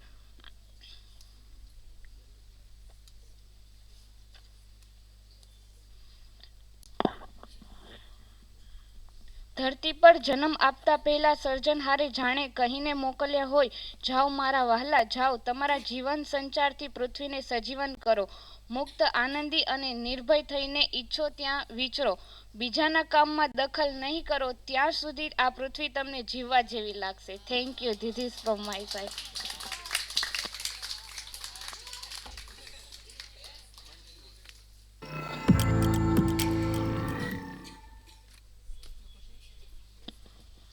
Thank you, Khushi, for added insight from Gujarati literature.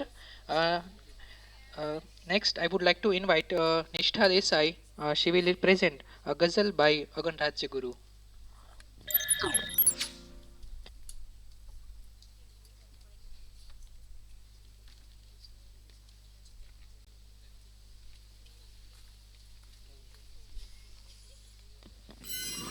Good afternoon, everyone. I read it because I like emotions of the writer of about that ghazal. ભીતર સુધી ગયેલા શબ્દોને સાચવું છું, અક્ષર ઉડી ગયેલા પત્રોને સાચવું છું. એણે કદી ન મારો કોઈ જ પક્ષ રાખ્યો, હું જિંદગીના સઘળા પક્ષોને સાચવું છું. ગુજારતો નથી હું ઉદાસ થઈને સંધ્યા, બસ પ્રાણવાયુ જેવા દ્રશ્યોને સાચવું છું. તારા વિચાર આવીએ એવું હવે જણાતું કે પહેરવા નથી એ વસ્ત્રોને સાચવું છું. જેવું ગળે લગાડી માં સાચવે શિશુને, એવી રીતે હું મારા દર્દોને સાચવું છું. દિલથી નિભાવું તો પણ ક્યારેક એમ લાગે સંબંધ નહીં અગન, હું શરતોને સાચું છું. So that is from my side. Thank you.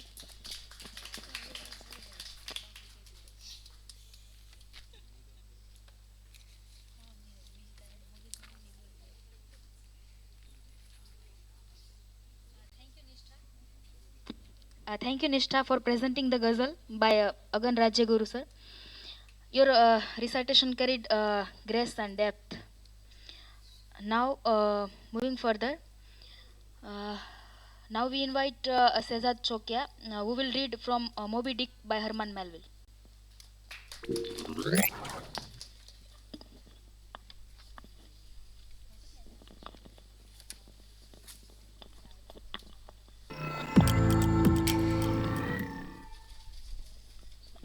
Greetings to all.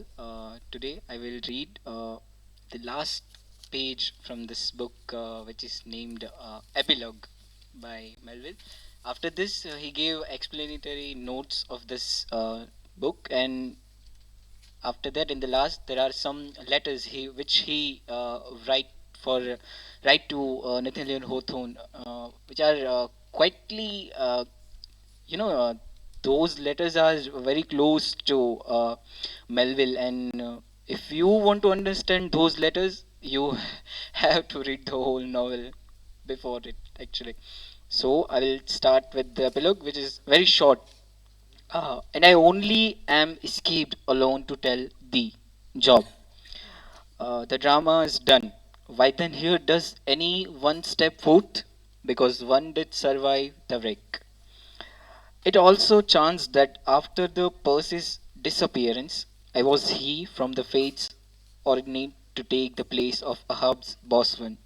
When that boatswain assumed the vacant post, the same who, when the last day the three men were tossed front out of the rocking boat was dropped Aston, so floating on the margin of the unseen scene, and in full sight of it, when the harsh spent struction of the sunk ship reached me.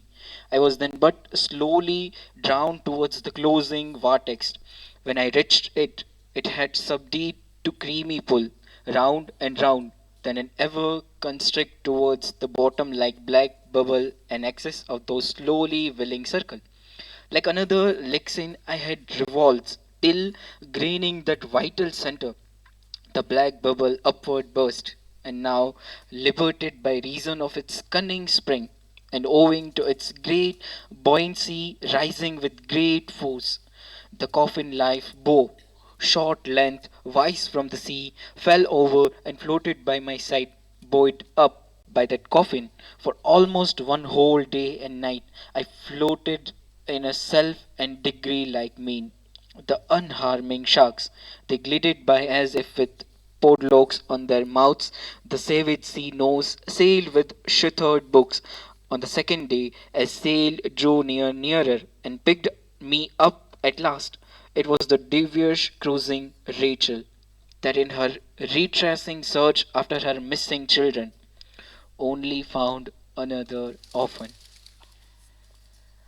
I want to connect because I recently end the reading of this book and the connected anecdotes with this book. Uh, as it was mentioned by Ms. Kushiravya in Samudranti, Dhruv Bhatt has written another very good traveler named Akupar. In the 17th chapter, the last page of the chapter, there are some beautiful words written by Dhruv, but he has that habit of writing something at the end of the chapter or end of the any adhyay or prakran of his books. So he has written that દ્રશ્ય છે તો દ્રષ્ટિ છે, શબ્દ છે તો વાચા છે, નાદ છે તો શ્રવણ છે, રસ છે તો સ્વાદ છે, સ્પર્શ છે તો સંવેદન છે, સૌરભ છે તો પ્રશ્નાર્થ. એવી રીતે એક પ્રશ્નાર્થ કરેલો છે ત્યાં. I would like to connect this thought with my very own personal experiences that મારો અને પ્રશ્નાર્થનો બહુ ગાઢ સંબંધ છે. દરેક પ્રશ્નાર્થ પાછળ એનો જવાબ શોધતા જ્યારે પૂર્ણ વિરામ લગાવું છું ત્યારે મારી પાસે બીજો એક મોટો પ્રશ્નાર્થ હોય છે. મનુષ્ય જીવન આશાઓ, સંભાવનાઓ, નિરાશાઓ તદુપરાંત સમગ્રતાના કોયડામાં ઘેરાયેલું છે. આ કોયડો એવો એક વર્તુળ છે. આ કોયડો એક વર્તુળ છે અને વર્તુળના કેન્દ્રમાં એક મોટો પ્રશ્નાર્થ છે. I would like to end with the very good sher of Bashir Badr. उजाले अपनी यादों के हमारे साथ रहने दो, न जाने किस गली में जिंदगी की शाम हो जाए. Means let the light of memory stay with me. Who knows in which street the evening of my life will fall. Thank you so much.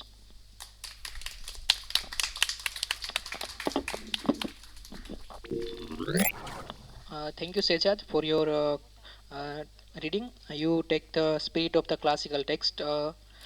Now I would like to invite Rudra Upadhyay will present the selection from Kaheli Gibran's The Prophet.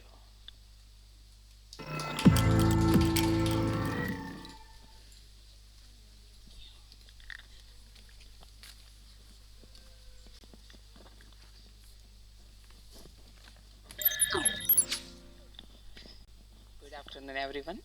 So this book named The Prophet is by Khalil Gibran, and it is a world of a classic book.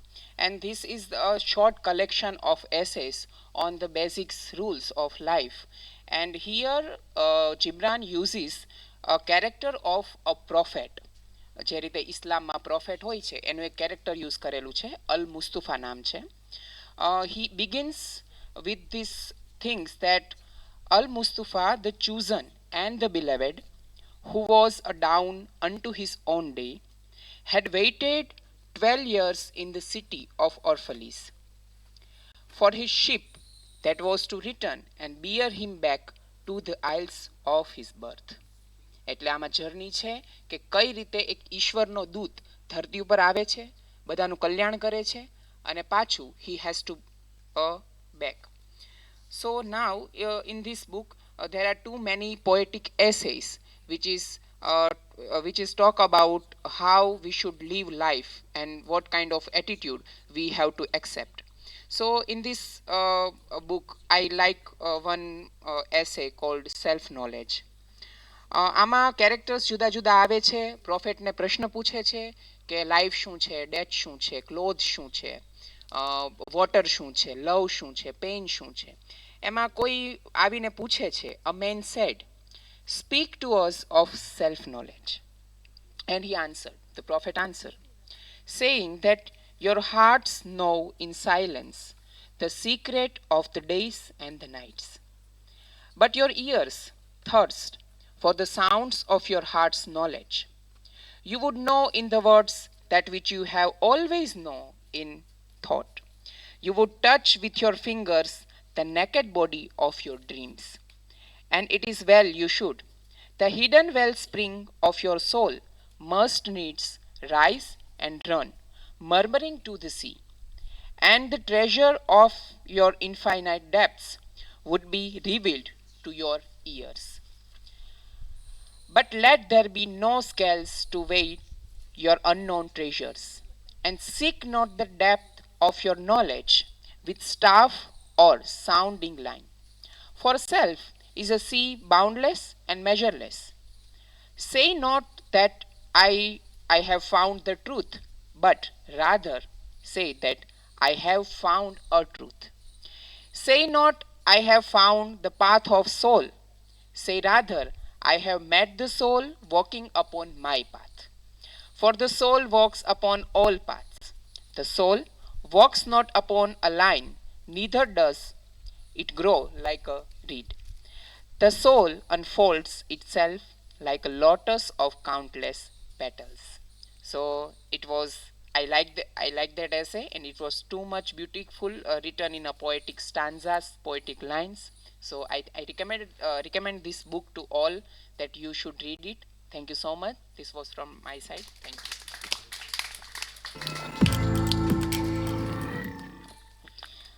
Thank you, Rudra, for that thoughtful selection from the prophet. Your reading conveyed its philosophical wisdom beautifully. Now, I would like to invite Shruti Sonani, who will present Ishq Mein Sheher Hona by Ravish Kumar.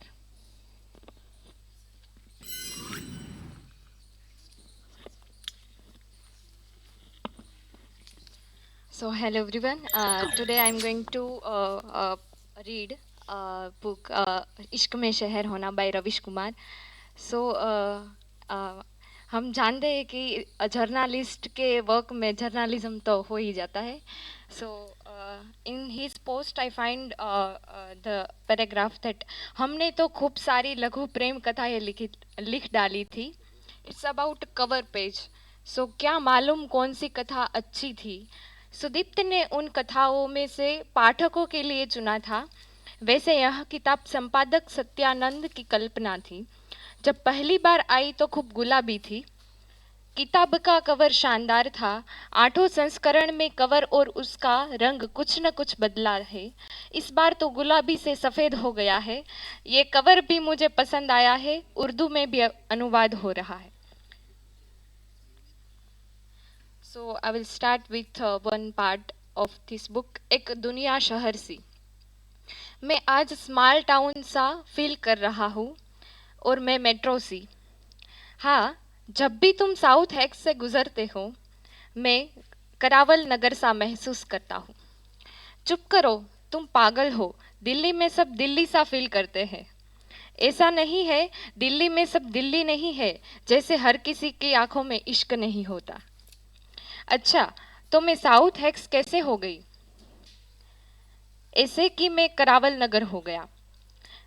सही कहा तुमने. ये Barapullah flyover न होता तो south x और सराय काले खा की दूर कम न होती. तुम मुझसे प्यार करते हो या शहर से. शहर से, क्योंकि मेरा शहर तुम हो. रात को शहर कितना खाली हो जाता है ना. लगता है सारे इसे अकेला छोड़ कहीं और चले गए हैं। चलो ना आज इस शहर को हंसाते हैं, रात भर जगाते हैं। कभी पुलिस से बैरिकेड लोग जाएंगे तो कभी अंधेरे में अपने ही फंदे से फंस कर गिर जाएंगे। तुम कुछ भी कर लो, शहर रात को फिर भी खाली लगेगा। क्यों? क्योंकि कोई अपनी तन्हाई यूं ही हाथ से जाने नहीं देता। सारंगा तेरी याद में नैन हुए बेचैन, मधुर तुम्हारे मिलन बिन दिन कटते नहीं रैन। वो अम्बा का झुलना, वो पीपल की छाँव, घूंघट में जब चांद था मेहंदी लगी थी पाँव। आज उजड़ कर रह गया वो सपना का गाँव। पता नहीं धीमी गति के समाचार सा यह गीत क्यों सुन रहा हूँ। आज यह गाना फेसबुक के स्टेटस सा लग रहा है, जैसे कोई अम्बा और पीपल को याद कर रहा हूँ। 40 साल पहले भी नोस्टाल्जिया जैसी थी। गांव के गांव उजड़ रहे थे। प्रेम प्रसंग का यह गीत बिछड़ने को आह भरता है तो गांव के पीछे छूट जाने सा महसूस करता है। स्वाभाविक था, गांवों ने शहरों को बसाया तो सही, मगर स्मृतियाँ की सप्लाई इतनी कर दी कि कोई शहर में रहकर शहर से बिछड़ने की उपमा नहीं देता। जैसे तुम्हारी याद में मूलचंद का फ्लाईओवर सुना लगता है, मेट्रो से गुजरना बेगाना लगता है। कमरा ही बदल रहा हो, शहर नहीं। पुष्प बिहार के इस कमरे में हमारी याद है और तुम कहते हो सिर्फ कमरा बदला है। देखो, किराएदार का अपना कोई शहर नहीं होता। दिल्ली के लाखों मकानों में जाने कितने शहर रहते होंगे, तुम उन्हीं मकानों की छत पर मिली थी। पता ही बदलने जा रहा हूँ। नहीं, तुम बिल्कुल इमोशनल नहीं हो। काश इस शहर का दामन होता तो क्या कर लेती, हम उसके दामन में अपना कमरा बना लेते। So thank you so much.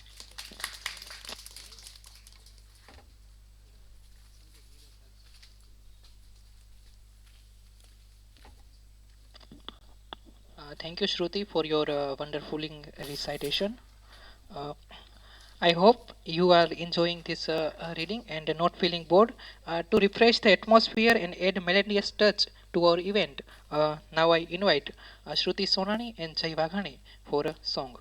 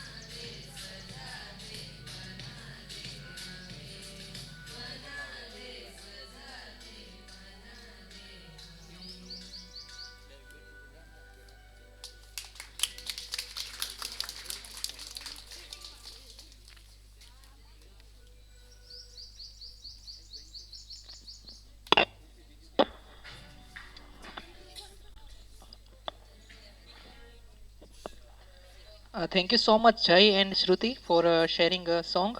Uh, so after this whole presentation, now I would like to invite Ma'am for remarks.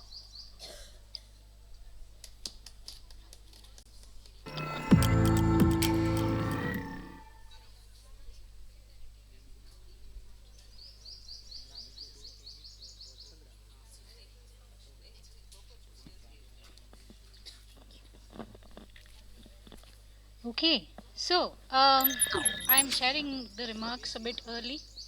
Ew. Okay. I'm sharing the remarks a bit early because પ્રકૃતિના સંવાદમાં તમે તો છો, પ્રકૃતિને ખુદ સંવાદમાં જવાનું છે. So that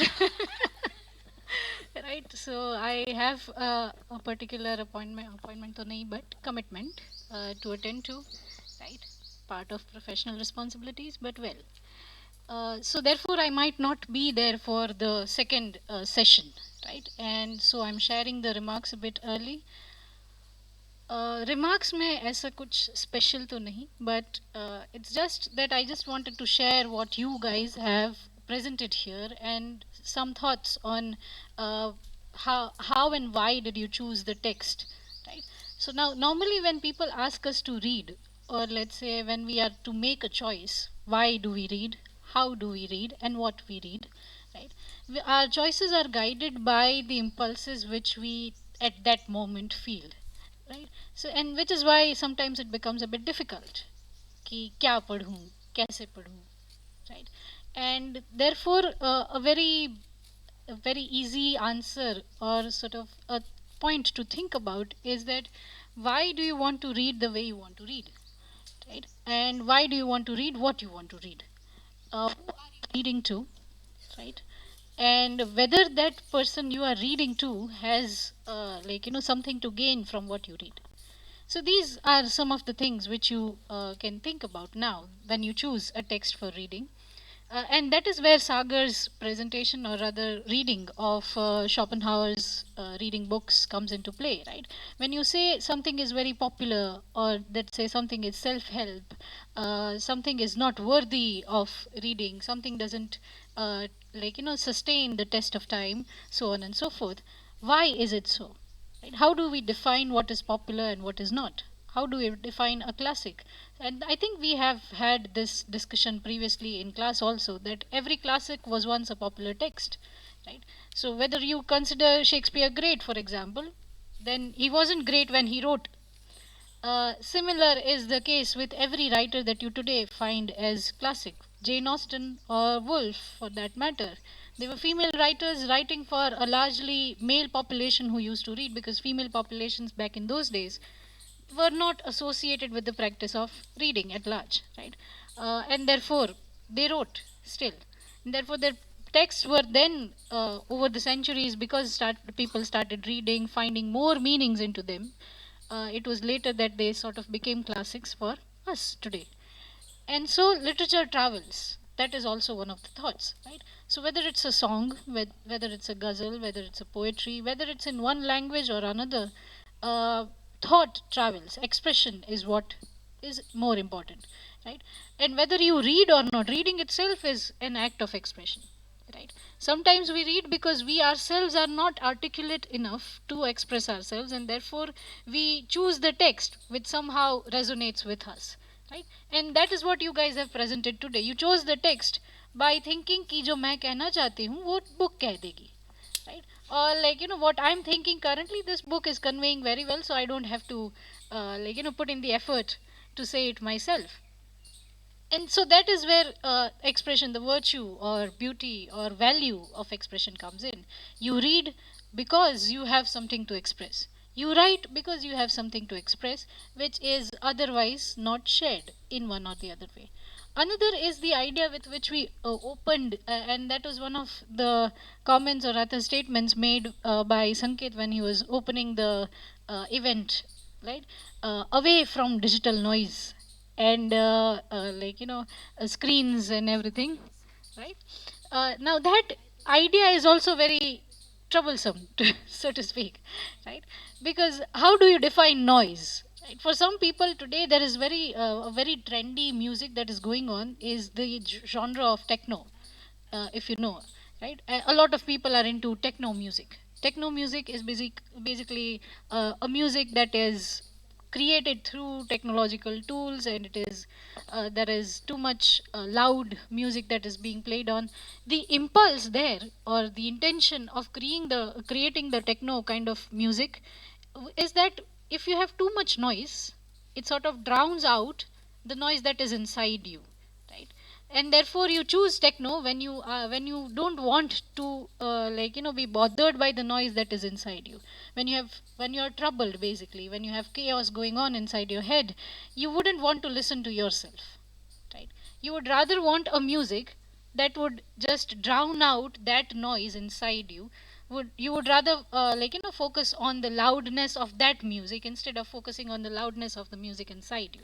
And which is why a lot of people today listen to techno music, EDM music as you call it, right? So then that is the thing. Now that, if for example, if you tell somebody who is who loves or appreciates techno a lot, who chooses techno music, for them it might not be noise. So how do we define? That is where the question is. When you say something is not worthy of reading, when you say something is not worthy of discussion as part of reading, then you have to think, right? How do you come up with those bars at the end of the day? When I stopped some people by saying કે આપણે ડાયરો નથી કરવાનો, right? The concern is that literature can be appreciated in silence. Sometimes listening is enough, and sometimes speaking is enough. Sometimes you convey appreciation by focusing on what is being read, right? So when I sit there and watch you, or let's say I listen to you, right, I am appreciating you. I listen to each word that is being spoken, the way you look at people. ઘણા લોકો મારી ઉપર focus કરીને બોલશે, ઘણા લોકો પોતાના ફ્રેન્ડ્સને ગોતશે ક્રાઉડમાંથી. Why? Because we choose those people to communicate because somehow we are not confident enough, and therefore if a familiar face is there, તો આપણને એમ થાય કે હા આની સામે ભૂલ થાય તોય વાંધો નહીં, ચાલશે. Even if there is a mispronunciation, it's fine because that person would not judge, right? Now that itself is appreciation, that assurance which you can create in people, right? So you don't need to say wah. I don't need to reiterate the words that are being spoken. मुझे कुछ नहीं करना, सिर्फ बैठ के सुनना है तुमको. And that is what I do, and that is what something even you can now cultivate as part of appreciation for art. Imagine if somebody visits an art gallery and every painting they say wow.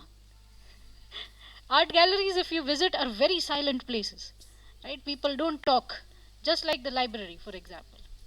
So, and therefore if you are somebody who goes to every painting and say વાહ શું બનાવ્યું છે, people will judge you. I'm telling you, no. So then that is the idea, that you don't need to sometimes speak up, just listening is enough. At the same time, however, it is not wrong also to appreciate if the context is such. So ડાયરો હોત તો તમે ગમે એટલું આમ લઈ વાહ વાહ કરો, પૈસા ઉડાડો તો મને વાંધો નથી. But this is not a diary, this is reading, right? This is reading something, and reading involves reflection. Reading involves that you don't paisa udao, but you pay attention to each word that is being spoken, that is being written, that is being listened to, right? And as I said, ke darek word ni pachhad ek reason hoy છે, right? Every silence has a meaning, every word has a meaning too. Many people were against, and I think we had this discussion in semester 4 classroom very recently, that many people had contestations to the idea of writing.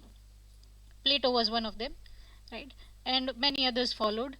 Why? Because people thought that if we started writing, we would remember less, hamari mental faculty itni use nahi hogi, because we will start relying on objects which help us write, right? And therefore they said ki nahi, speaking is a much better skill. So then the question comes in now, associate that thought with what you are doing right now. When you, let's say you don't have the books, आज reading day होता ज नहीं जो लखाणु न होत.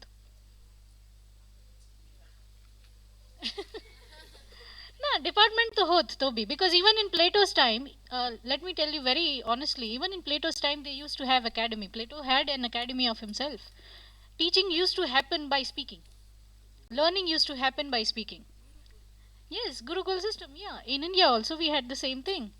Most of the learning pedagogical context which were there, teaching learning which was happening, was mostly through speaking, right, and listening. It was only when writing became a particular talk of the town that these gurukuls or these academies or these places started emphasizing that writing is also important. And that is something we discussed pretty recently, right? Why writing was necessary. It was part of documentation and so on and so forth. But the idea, right, of reading something is not normally associated with the mechanical process of reading. So, for example, when Sanjay said that he's not an avid reader, or let's say he has just read 2 to 3 books in his lifetime, it's fine. Who says you have to read extensively in order to be a reader?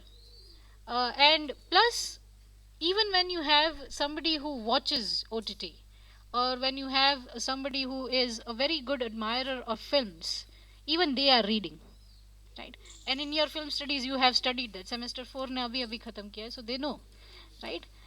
Reading films, right, and watching films are two different ways of approaching these mediums. So therefore again we come to the idea of expression, which is existing in n number of forms, modes and mediums, and it is up to you which medium you choose. એટલે આજે જ્યારે reading કરો ત્યારે એવું જરૂરી નથી કે you have a book in your hand, you have a screen in your hand, right? You can read what people have to say about it. And which is why when I was listening to each presentation, I was looking forward to what you have to say about it. How have you read it, right? તમને ધ્રુવ ભટ્ટે તો મસ્ત આપી દીધું કે આટલું આટલું મેં એક્સપિરિયન્સ કર્યું. કાજલ ઓઝા વૈદ્યએ કહી દીધું કે ભાઈ કૃષ્ણ આવું વિચારતા હતા, રાઈટ? અને કૃષ્ણ થ્રુ હાલ આપણે અઝ્યુમ કરીએ કે કૃષ્ણ નહીં, બટ કાજલ ઓઝા વૈદ્ય એવું વિચારતા હતા ને એમણે પછી કૃષ્ણ થ્રુ એ વસ્તુ એક્સપ્રેસ કરી. But what do you have to say about it now? Do you associate yourself at any level through what is being read? And that reading I was doing. So some of you just read the book or fir khatam. Some of you presented your thoughts કે આમાં આવી વાત છે, આમાં આવી story છે, આમાં આવું બેકગ્રાઉન્ડ છે, right? And therefore you were fascinated. That's why you chose to read that particular book. Some of you wrote something of your own and read it here to share it with those people. So then all these practices, right?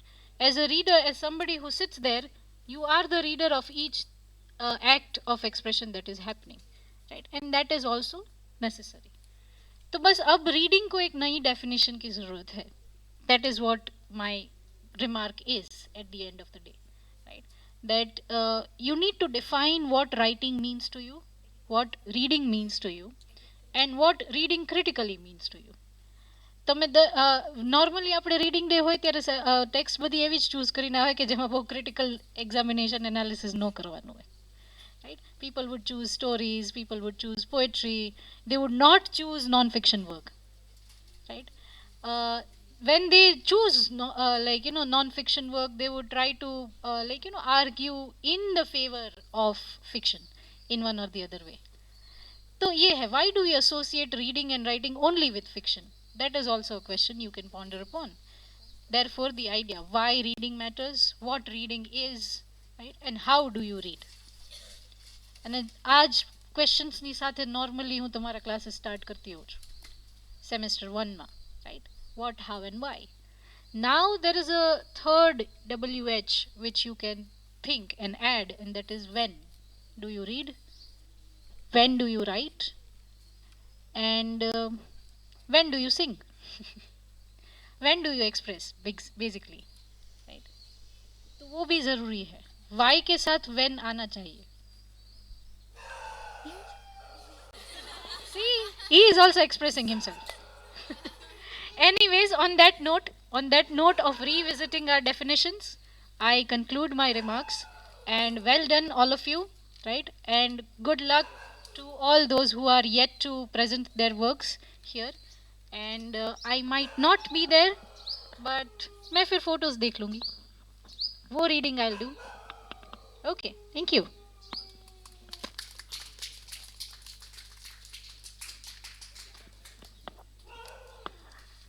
Okay, so thank you everyone, and now here we end our first part of reading, and before we take a short break, we will have to take a group photo at our usual places. So I request everyone to assemble at our usual places, and after we will take a 15-minute short break, and then we will come here again.